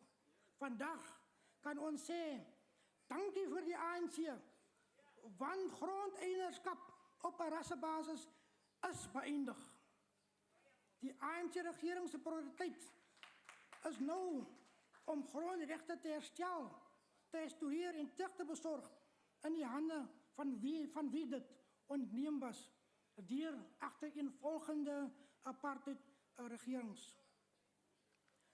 Agbare voorsitter, onze voorzitter van onze portefeuillekomitee, Honorable Gwenya Mabile, het verwys naar die rol van Extension Officer, soos wat het ingezet was in die Vryheidshandves van 1955. Dankzij die opofferings, collega's, kameraden en achtbare leden van leiers soos Ouad Tambo, Kersani, Solomon Slango en die ANC het ons vandag 'n grondwet wat ons allemaal gelijk maakt, maar ook ten doel het om die onrechtvaardighede van die verlede recht te maken. Correcting the injustice of the past on the land question is a key priority of this ANC government, and His Excellency President Zuma elevated rural development and land reform to one of the 5 key strategic priorities when he took office in 2009. This clearly confirms that the agrarian transformation and rural development remain central priorities of our ANC government. The Department of Rural Development and Land Reform, of whom Minister Gwilin Quinty is the political principal and ably assisted by his 2 deputies, are the driving force in the ANC government's program on rural development and land reform. Achtbare voorzitter, laat my toe om die kwetsbaarheid, frustraties, wanhoop en kwaadheid te deel soos ervaar deur plaaswerkers en plaasbewoners, gemeenskappe wat derentyd uitsettings in die gesig staar. Honderde plaaswerkers het en nie regeringsorganisasies, vakbonde, die komitees openbare verhore bygewoon. Hulle hartseer verhale was vertel van hoe hulle etlike jare van toewyding en werk op die plase se meer afgesit word van die plase. Veral wanneer daar 'n verandering in eienaarskap kom. Die kwetsbaarheid van dit was ook uitgewys, want wanneer die man sterwe, en ek is seker 'n vorige lid het verwys na die feit, dat wanneer die man sterwe, die occupier sterwe, dan kom die plaaseienaar en sit ook die weduwee. Teach them to respect ourselves as women and other women, and then we will get through to it. For as long as we stop to say, Ungu boy, wena uyintombi, we just normalize chores, we normalize however. Us, even now, we're still treating them differently. When we go with a boy, you still treat it differently, us sitting in this room. And it's something that you are doing unconsciously, because Nati, we've been socialized as such. So my view is that it shall take its time. However, there shall be a time if we continue to be tenaciously pulling this issue of 50-50 and the gender struggles. Hulle daai rejection moet toon deur nie vir die DA te stem op 3 Augustus nie. Die ANC ondersteun hierdie begrotings. Baie dankie. Baie dankie, achtbare. Achtbare voorzitter. Honorable Groenewald. Achtbare voorzitter, ek wil nie die achtbare lid onderbreken terwyl hy gepraat nie. Hy praat so mooi Afrikaans. Maar ek dink vir die rekord moet ons dit duidelik stel. Die ANC staan nie vir die Afrikaanse Nasionale Kongres nie. Dit staan vir Afrika Nasionale Kongres. Die ANC is nie so lief vir Afrikaans nie. Ons net die feite regstel. Honorable member, we are not allowed to do it that way. Okay. Honorable Deputy Minister.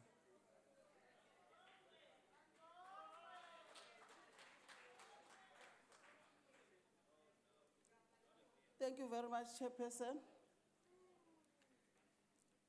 To our ministers and deputy ministers who are present here, honorable members of this House, distinguished guests, ladies and gentlemen. I rise before you today on the eve of this significant day that changed our lives as South Africans, our Freedom Day, marking the 22 years into our democracy. In his address, the Honorable Minister Nkwinti briefly touched on our Agri-Parks program. This is a positive action and a logical development in rural development. The latest manifestation of our long-standing goal of agrarian reform, and as such, it will both aid and benefit from existing initiatives aimed at the same outcome. The individual agri-parks will each evolve around an agri-hub that forms the center of the model and from which the activities of a range of services will be coordinated.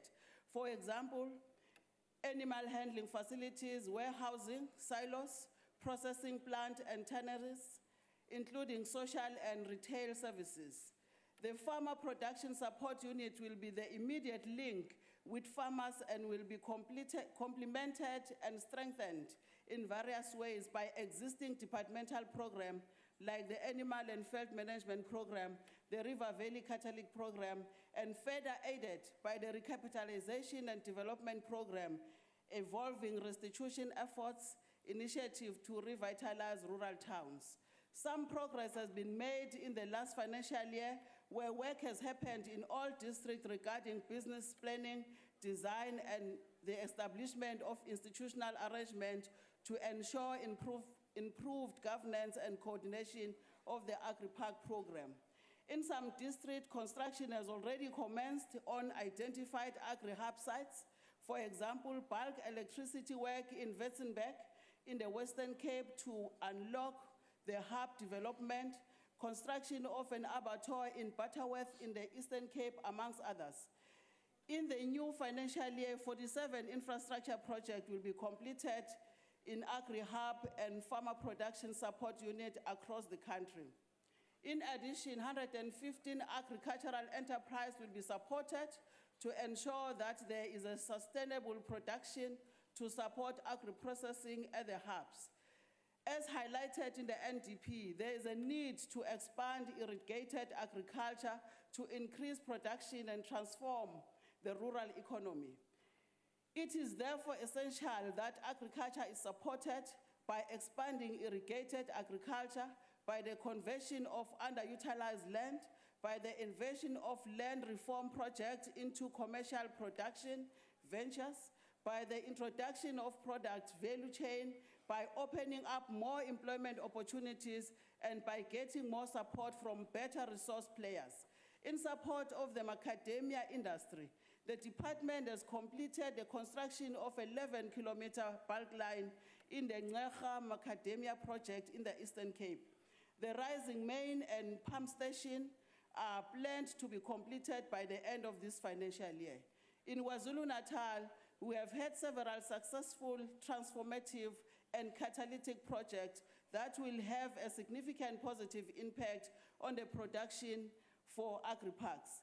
Last year, we completed the upgrade of Insuza irrigation scheme, which extended to 300 hectares and to 400 farming beneficiaries at a cost of 60 million. In this financial year, two major projects in KZN will improve irrigation scheme. The Mtandeni irrigation scheme, at a total value of 40 million, will benefit 150 farmers over a total of 310 hectares, and the Moy River irrigation scheme, which is as extensive as 600 hectares, aid is more than 500 farmers who will be benefiting from the scheme to the extent of total cost of 37 million. In Mpumalanga, we'll be upgrading the Dingley-Dale New Forest Canal at a value of 16 million, and this will benefit 1,000 farmers. At the Bushbuck Ridge Agri-Park, we will be constructing the Farmer Production Support Unit to the value of 12.3 million for 40 farmers involved in vegetable production. Another significant partnership is with the National Wool Growers Association, where we have been able to assist 1,224 communities with their RAM improvement program that is currently generating in excess of 130 million income. Another flagship project that will support production to the agri-parks is our partnership with Cotton South Africa. Through this partnership and working closely with the Department of Agriculture, revitalization of rural towns and industrial parks in townships are other important government objectives. One good example of this is that the completion of the construction of the runway in the small town of Somerset East in the Eastern Cape. The project will contribute significantly to employment of youth, job creation, regional economic development, strengthening heritage, developing tourism, and creation of industries. Linked to this project, the department is in partnership with the Eastern Cape Provincial Department of Public Works and Road in upgrading the first 20 kilometers of the 113-kilometer road project. The project is expected its height to create 200 jobs and will be unlocking the agriculture and tourism potential of the area. The department has further taken the challenge of agro-logistics to the next level by signing an implementation protocol with the Provincial Department of Public Works Roads in the Eastern Cape to upgrade rural roads that lead to strategic projects and give access to state farms in the province. Similarly, in Limpopo, we have completed the construction of multi-purpose center, which provide access to a library, an amphitheater, and administrative facility for the community.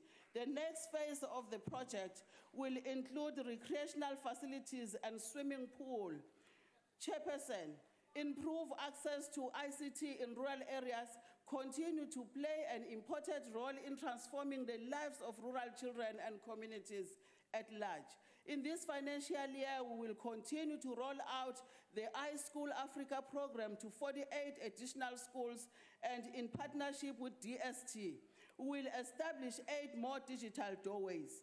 This year, in partnership with our iSchool Africa partner, we will be running a rural school music competition using the technology that is being made available to our children. As far as deliverables are concerned in rural development, more than 670 projects were implemented in support of rural infrastructure development, rural enterprise development, animal and field management program, River Valley Catalytic program. This project has transformed the life of more than 17,000 beneficiaries. Furthermore, our skills development programs have provided opportunities to 3,066 NARISEC youth, 200 disabled persons, and 500 to women in arts and craft, including 198 agricultural graduates that were deployed in rural projects. Chairperson, we have in the past report in the growth of the rural art and craft cooperative, especially in the Eastern Cape, KwaZulu-Natal, Limpopo, and Mpumalanga. In the past year, we have continued with the capacity building initiative focusing on skills needed for sustainable business management and cooperative governance.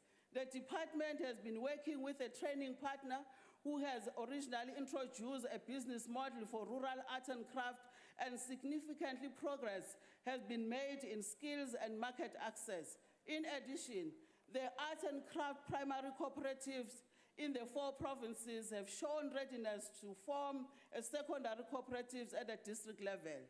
This will enable them to buy in bulk and so strengthen their bargaining power. They will still need further support in access market and training of the board members of the secondary cooperative in market information, auditing, production, diversification, financial management, especially in pricing and selling. Chairperson, August 2015, i-Cooperative Bank Development Agency eyilunga le-National Treasurer, sisebenzisana nayo siyi-Department yaka-Rural Development and Land Reform ukuthi basincedise ukuthi sakhe ibhangi labomama abenza imisebenzi yezandla.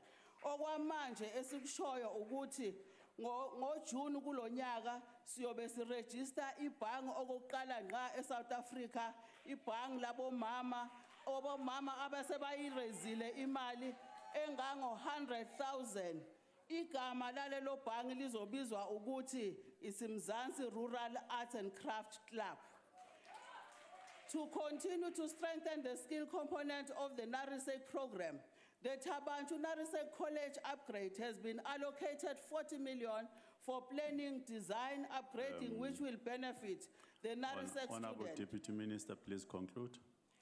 In conclusion, Chairperson, I just want to indicate that this financial year, honorable members and our rural development initiative and activities are very diverse and yet very focused. Focus on agrarian transformation. The toll-free number again, Chairperson, is 0800 007 095. Thank you very much for that. Honorable Mbinda.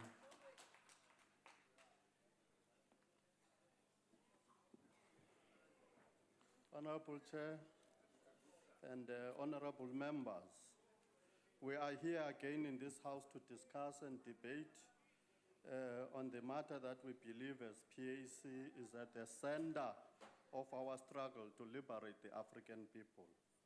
It was anticipated that a key element of state-making would be, among others, the end of apartheid.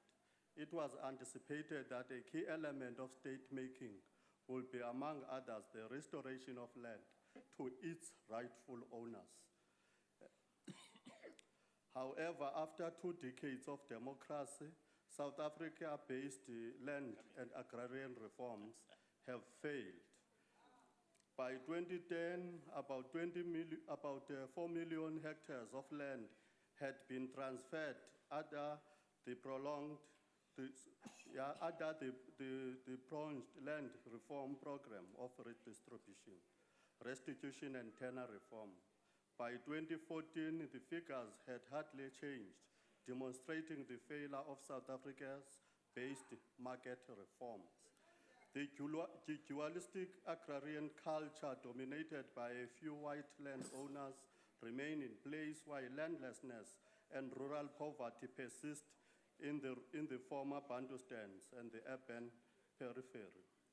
The land redistribution for agriculture development program was introduced in 2001 to tackle some of the challenges, including lack of own contribution, which made it difficult successfully to screen applicants, and the exclusion of so-called emerging commercial farmers due to the use of mandatory means tests. In countries with successful land reform in favor of smallholders, such as China, Indonesia, and so forth, and Taiwan, rapid economic growth has been witnessed that challenges the myth that smallholders farmers cannot farm productively. In South Africa, this is likely to lessen the fiscal burden faced by the government because of the large numbers of rural households that are dependent on social grants in their livelihoods. South Africa's reforms have failed to restructure agrarian relations in favor of the landless poor. This is a direct cause of poverty and injustice. The PAC has always maintained that a nation without land is not a nation, and the sooner we realize, the better for the future of this country and that of many generations still to be born. With that as it may, Babankwinti, we support this budget.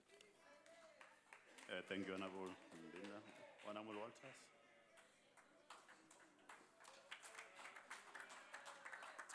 Honourable Chair, honourable members and valued guests, the ANC has failed to change the legacy of apartheid, and the DA will fix that.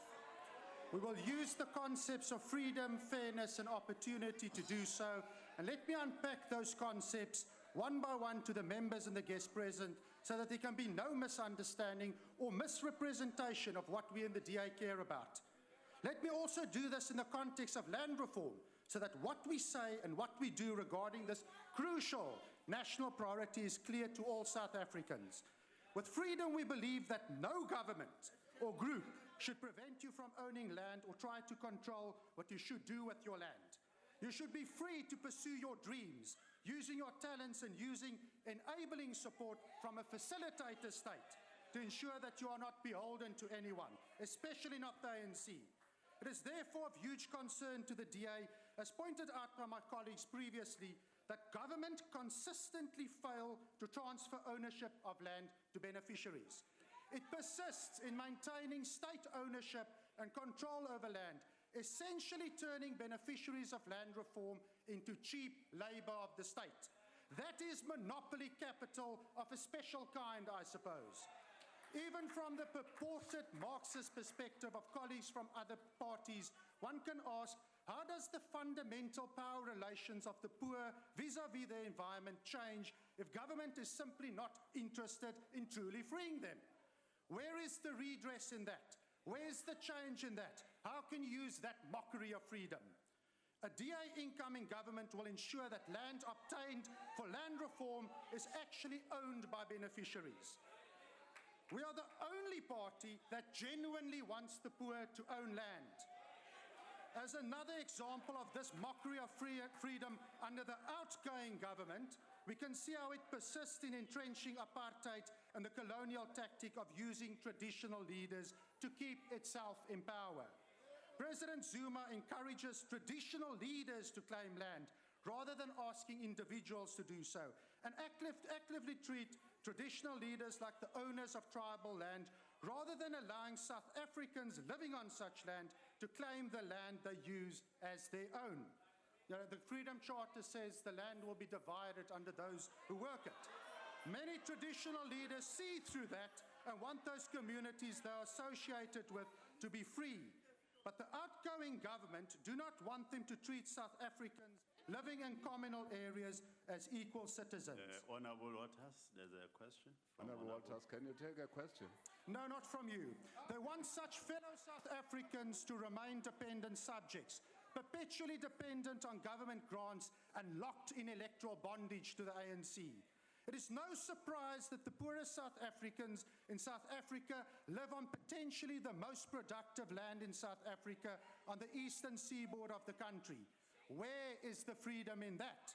Under a DA government, the former Ciskei, Transkei and Umgomyama Trust land will be the breadbasket of South Africa. Subjects will be turned into citizens because a DA government will ensure that residents on communal land will own their own land. In this budget, cadastral and geometric services, the Land Claims Commission and farmer support is of course not orientated towards this end. That brings us to the DA concept, fairness. A particular focus has been on the development of black industrialists and female and male youth entrepreneurs, young people with energy and passion. IDC investment includes support for a young entrepreneur, Masana Maketa, who manufactures and installs ventilation systems in mines, and Manana Bogatsu, who is in partnership with a foreign investor to set up a factory to manufacture gas cylinders. In the next 18 months, 25 factories or investment projects of the IDC will open for business, employing thousands of people. New investment, new jobs. For example, a cogen plant in KZN will open in May. A cable manufacturer in Gauteng will open in August. A new hotel in Limpopo will open in September. A pet food factory in the Western Cape will open in November. A car parts factory in the Eastern Cape will open in June next year. And a wind farm in the Northern Cape will open in October next year. That brings me to the 4 months ago, honourable members, the IDC signed 2 important agreements during the Chinese president's state visit to South Africa. And I'd like the opposition to smile with us at this. The first was a joint investment fund with a 10 billion rand pledge by the China Construction Bank. And the second was an agreement with BAIC, it's a Chinese car maker, to consider setting up an automobile plant in South Africa. Honourable members, if it meets the feasibility study criteria, it will be the first new light passenger assembly plant to be built in more than 40 years. And it will have an initial capacity to produce about 50,000 cars, trucks and SUVs. Not even This the Sunday, outstanding the claims have 24th been of settled. April, the IDC will clear that the sign ANC a simply joint does development not care agreement about in its Beijing election promises. that earmarks If the you do Eastern not Cape believe as me the as a DA proposed politician, location of I the invite plant. all South The IDC and the Africans company to are read the optimistic HSRC and hope to research and finalize read the the committee feasibility report. studies to enable the figures of plant the last to 22 complete years show the construction ANC by does not care about 2018. fairness enough to fund Honourable it. members, Lastly, it there are a brings me few to the key DA trends to note concept about the of performance of the opportunity. economy. The Democratic Global Alliance growth is the levels party remain that wants largely the subdued. poor to Over the own weekend, the property and to IMF use it to again become reduced its prosperous. forecasts of We're the global party growth and that wants African no growth. one to be poor South African and to be growth rates are very dependent on modest a and government. below the levels We showed required our to commitment achieve to our national opportunity for the goals. poor in the Western Job Cape with numbers, a however, 60 to have grown in the 80% past year, success record from of land by reform some projects, depending on 700,000 your new measurements. jobs. We showed this 700,000 by new jobs. creating win-win But there are new partnerships with pressures, commercial particularly in the farmers, mining and related treating them sectors as that valued concern us. allies in land reform, Data as well gleaned as by Minister successful Oliphant from the successful CCMA share equity indicates schemes where farm workers and communities achieve ownership linked to a proper transfer of skill. This, by the way, is what the 50-50 successes are that's being claimed by the government. You departed from your 50-50 policy. You're moving to share equity schemes. Thank you. This DA policy seems to be adopted, and we encourage that, actually.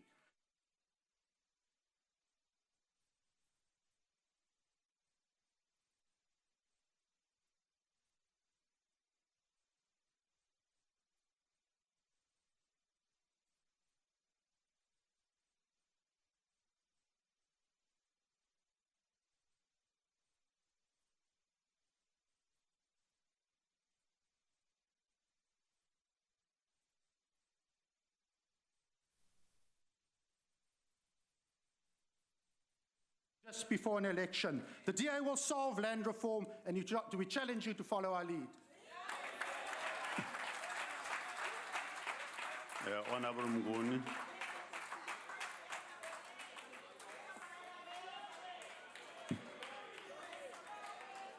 Thank you very much, Honorable Chair, and all protocol observed.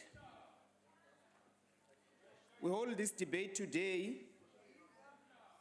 on the 26th of April 2016, exactly at the end of 22 years since the 27th April 1994 democratic breakthrough. The ANC is proud to have led the life and death struggle to usher in non-racial, non-sexist, democratic and prosperous South Africa's solid foundation. Within such a short space of time, simple arithmetic shows that 1994 minus 1652 gives you 342. Meaning the work of centuries-old oppression and exploitation has been dealt a blow even in the mere 22 years from 1994 hitherto. The ANC has remained steadfast and true to the convictions and the pledge enunciated in the Freedom Charter's preamble, which reads, open quote, "We pledge ourselves to strive together, sparing neither strength nor courage, until the democratic changes here set out have been won," close quote. From this, we can deduce that the struggle continues, or in Portuguese famous phrase, a luta continua, so to put it. A luta continua. Is it colonial in content?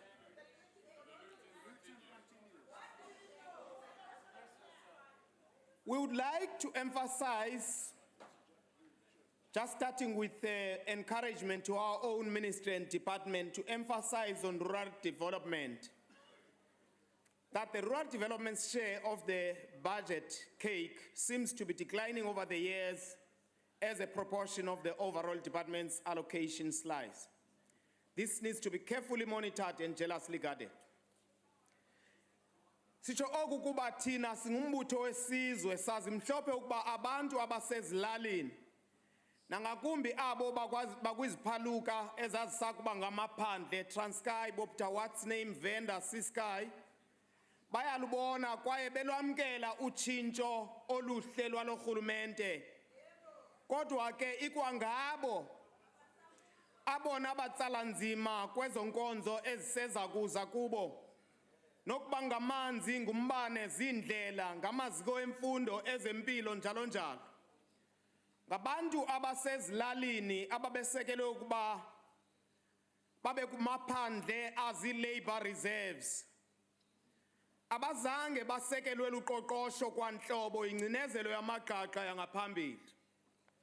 Abantu basezilalini bamanxeba-nxeba bamthuqwasi balambile banqaniwe baswele imisebenzi inkaso kumashishini amancinane noqoqosho lwabo kodwa ngabantu abanomonde uzinzo inkcubeko nenkaso engagungqiyo kuburhulumente besininzi. Ndizawuke ndithabathe umzuzu nje ndilungise ezinye izinto endibona into yoba oogxa bam apha ngapha kwekhohlo kwam bayaziphosa. Would like to take the moment to dispel the myths of our detractors. With all said and done, it is worthy of our precious time to dedicate some few lines to dispelling some of the myths consistently reflected by yourselves against us. We want to uncover and expose the link between colonialism and imperialism.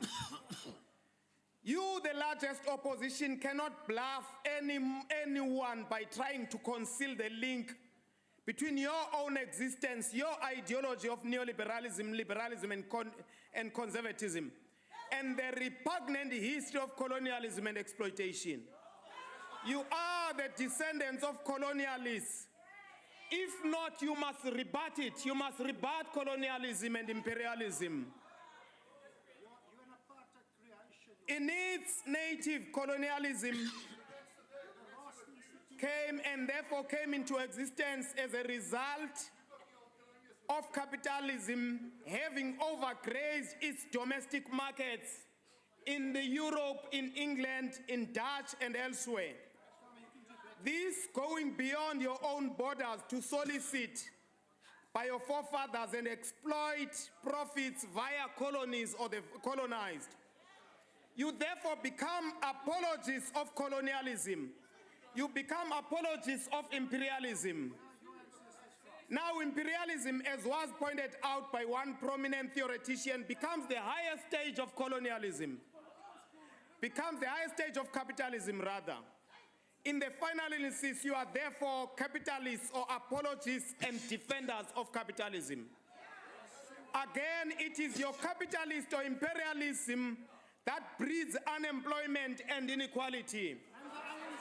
And our question to you is, how dare you put on our doorstep your own creation? The 8.3 million people that you so much sing about, the army of unemployed must now rise to demand jobs from you, the neoliberalists and apologists of capitalism. It is your system that continues to exploit our people, not our government. And coming to the race question, listen to this. We once referred you to the relationship between the class and race. And we generously referred you to further readings on the works of the patriotic duo of your skin color, the duo of Ray Alexander and Jake Simons on their works on race and class. The question we ask today is, did you read it? Main opposition, where do you get the morality and audacity to venture into the subject of the system of your historical oppression and exploited the black majority? You are now very keen. You want to go into the black areas, so you speak and so you determine. You must realize one thing, and the people must realize one thing about you. They must ask a question. What demographics do your benches represent here in Parliament? The black people must vote you, but your benches do not reflect the demographics. Honorable Mnguni, take your seat. Take your seat. Honorable, stay. I wanted to ask, Honourable Chair, through you, if the Speaker are racially classifying us here, or what is he doing with that question? Well, thank you. Honorable Mnguni, proceed. Thank you very much. I talk demographics. You may wish to ban it, I'll find another term. I am saying, what demographics do your benches reflect in this house? You want the black vote, but you will have another demographic representation in parliament. Our people cannot be fooled. They can see the truth. You cry foul whenever the ANC-led government is about to score a goal, be it on transformation, in the workplace, in sport, and everywhere else. And thank you to the ANC ministers, Oliphant, Mama Oliphant, and Fikile Mbalula for putting the foot down and demand that transformation now, not tomorrow. We will not host anything for those white sporting codes, to make a reference to some of your comfort zones in rugby, in cricket, in netball, and so forth. We leave you at that. There is a missing army, pseudo-army of red overalls. We've seen them time in and time out. They have survived on anarchy in this august house. They have survived on creating disorder and havoc. And now we hear of late that they are talking war. They are sometimes your partners. They are talking war now. They say they will take South Africa through the barrel of a gun. We are laying charges against them. That is treason. Go and tell them. We shall meet them in your courts. We shall meet them in the courts. In fact, one of your own, Janus Walus, wants to get away with murder, and today the courts prove that he cannot run away with murder within 22 years. Janus Walus is going to rot in jail, or he must speak the truth. Honorable Mnguni. Honorable Stay. Chairperson, in the first place, I just want to say... Honorable member, let us listen. Let us hear Honorable Stay. Chair, the Speaker is misleading the House. Mr. Ballows is not having membership of the DA. He's racially classifying us again. And I understand why, Chair, because he said it's our courts. Obviously, we can see the ANC does not believe in the Constitution and the courts of our country, and I can understand why.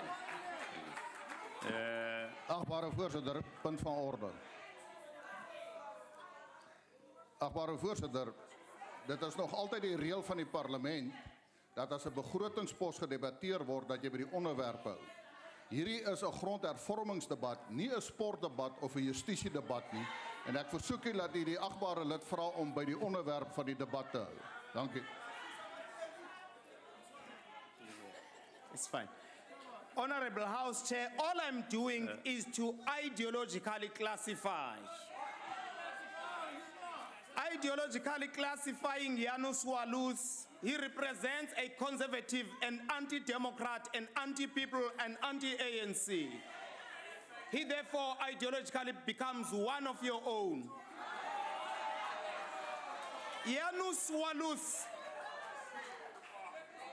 must speak the truth. He is a criminal. Point of order.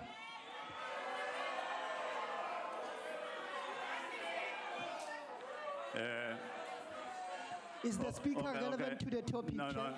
Not irrelevant. You are outside the topic. Aw. Mhlongo.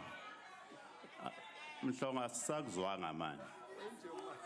Honorable member, let us listen to Honorable Mhlongo. Bengithi baba akasakhulumi ngeland reform, asazukhuluma ngabantu abakhe ulawuslawusa so umuntu wethu. Makakhulume ngeland. No, honorable members. Honorable Mnguni remain again on the debate.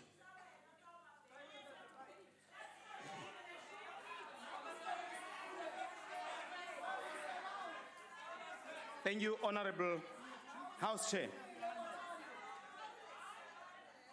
The ideological underpinnings of the main opposition being neoliberalism with strong tints of conservatism must be exposed for what it is. You will never understand the land question unless if you understand colonialism and unless if you understand its links to imperialism. That DEIC and those 3 ships, the Wachter, the Whopper, whatever here in the Cape, that's the beginning of colonialism, which was itself driven by the DEIC and imperialist agenda. The warp, the whatever, the whatever. There was nothing about them anyway. Honorable House Chair, Honorable Mhlongo, who spoke here for the DA, thank you that they managed to get a person like him. Honorable Mhlongo talks about title deeds in Johannesburg, but he doesn't tell the nation that he was a councillor there in Johannesburg, and therefore he failed to deliver title deeds himself. He simply... Honorable Mngoni, take your seat.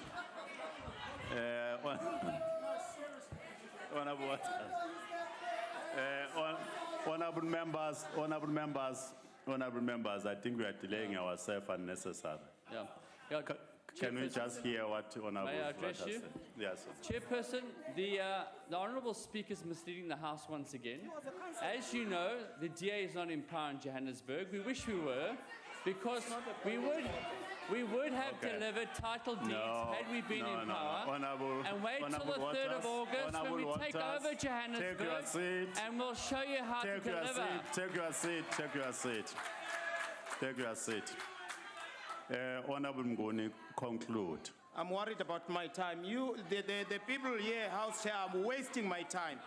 Honorable Mhlongo is a former councillor of Johannesburg. He came here to declare that he failed. Honorable Filtane. Honorable members, let us listen to Honorable Mngoni. Honorable Mngoni, conclude. We advise Honorable Filtane not to throw concepts. He talks about constitutional amendment in order to accommodate what he calls the beginning date. But he doesn't tell the House or the nation what beginning date. The human species has existed for millions of years. What beginning date Honorable Filtane chose to live without even telling us, but he wants us to believe that constitutional amendment is the way to go. He talks about the budget cuts, that the budget must be improved, but he doesn't tell us where must we cut in order to improve where. Honorable Walters, who spoke just before me, Honorable Walters talks about... Honorable members, let us allow the member to conclude. Mngoni, conclude. He talks about the land in the former homelands. But he doesn't tell that the former homelands were a forced system of self-governing states and Bandustans. And those people are not there by choice. We stay there, I stay there, I'm waking up from there today.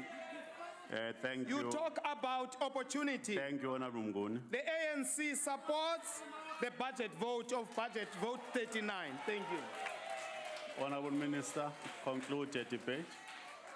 Mr. Chairperson? Yes, just take your seat, Honorable Minister. Yeah, sorry, I don't want to interrupt the Minister. I do want you, if you could, to refer to Hansard and look at the comment that was made earlier on in the speech with regards to all members on this side of the House being descendants from colonialists. Well, if I look around, there's quite a few people that would not be members of colonialists. So I'd like you to look at Hansard, Chairperson, and come back with a ruling as to whether that is racial profiling or not. Thank you very much. Okay, honorable members, thank you very much, Honorable Waters.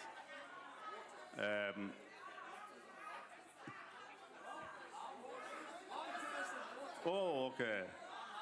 We are not far away. Okay. No, no, honorable members, let us allow the minister to conclude the debate. Allow him really to be heard. Thank you, Honorable Chair. Honorable Chair, umhlonipheki uMatthias ubalekile apha. Phezolo Phezolo ndiyabathanda abantu baseGwatyu. Phezolo baze nabantu baseGwatyu apha bazoqokelela abantu ngebhasi ekhaya elitsha. Babazisa bazotoyitoya apha. Abantu be-EFF. Yangena iinkokheli zaseGwatyu. Saxoxa nazo nasi isivumelwano sethu nazo. So njengoba ethetha ngeGwatyu apha ulate. Abantu baseGwatyu khange bangene kula trap bebabafaka kuyo. So ubalekile ke. Umnumzana uWalters wothuke gqithi ubona abantu abahleli pha amafama. Wothuswe into yoba inyani le nto ka-50-50. He never believed it would happen. Naba ya.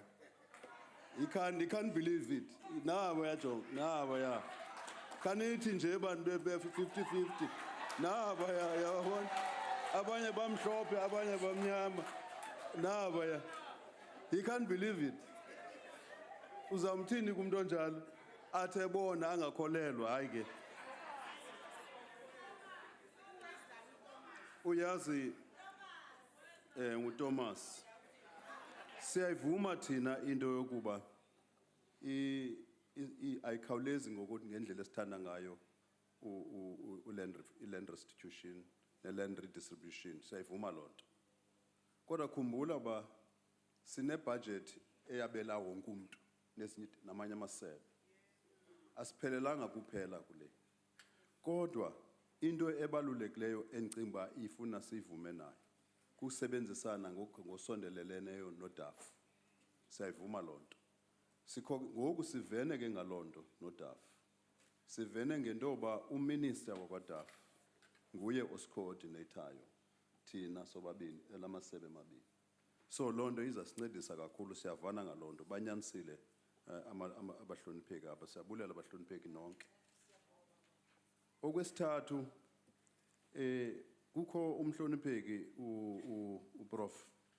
uprofessor uKhubisa. Uthethinyani kukhona i-labor tenants, i-farm dwellers nabasebenzi basesifama. Uyazi kusanda ukuba khona abantu abasebenzi basefama kumasipalati waseMagana bagxothwa ngumlungu wabo. Bahlala babeka nje ecaleni kwecingo. Kodwa ngaphakathi kodwa not estradweni. Bakhelwe eza families zakhelwe izindlu 100% solar nanseka lighting. Everything.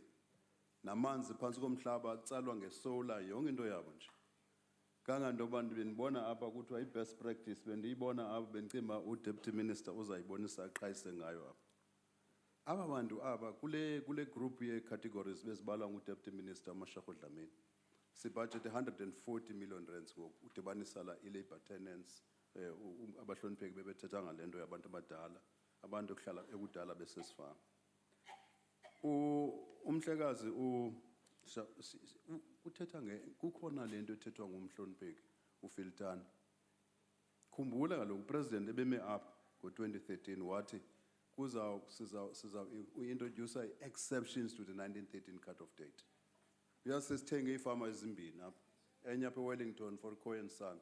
Enye ise Eastern Cape kumasipalati lo Sekerkut njalo. So ipha sesiqalile ukuyisebenzisa lento.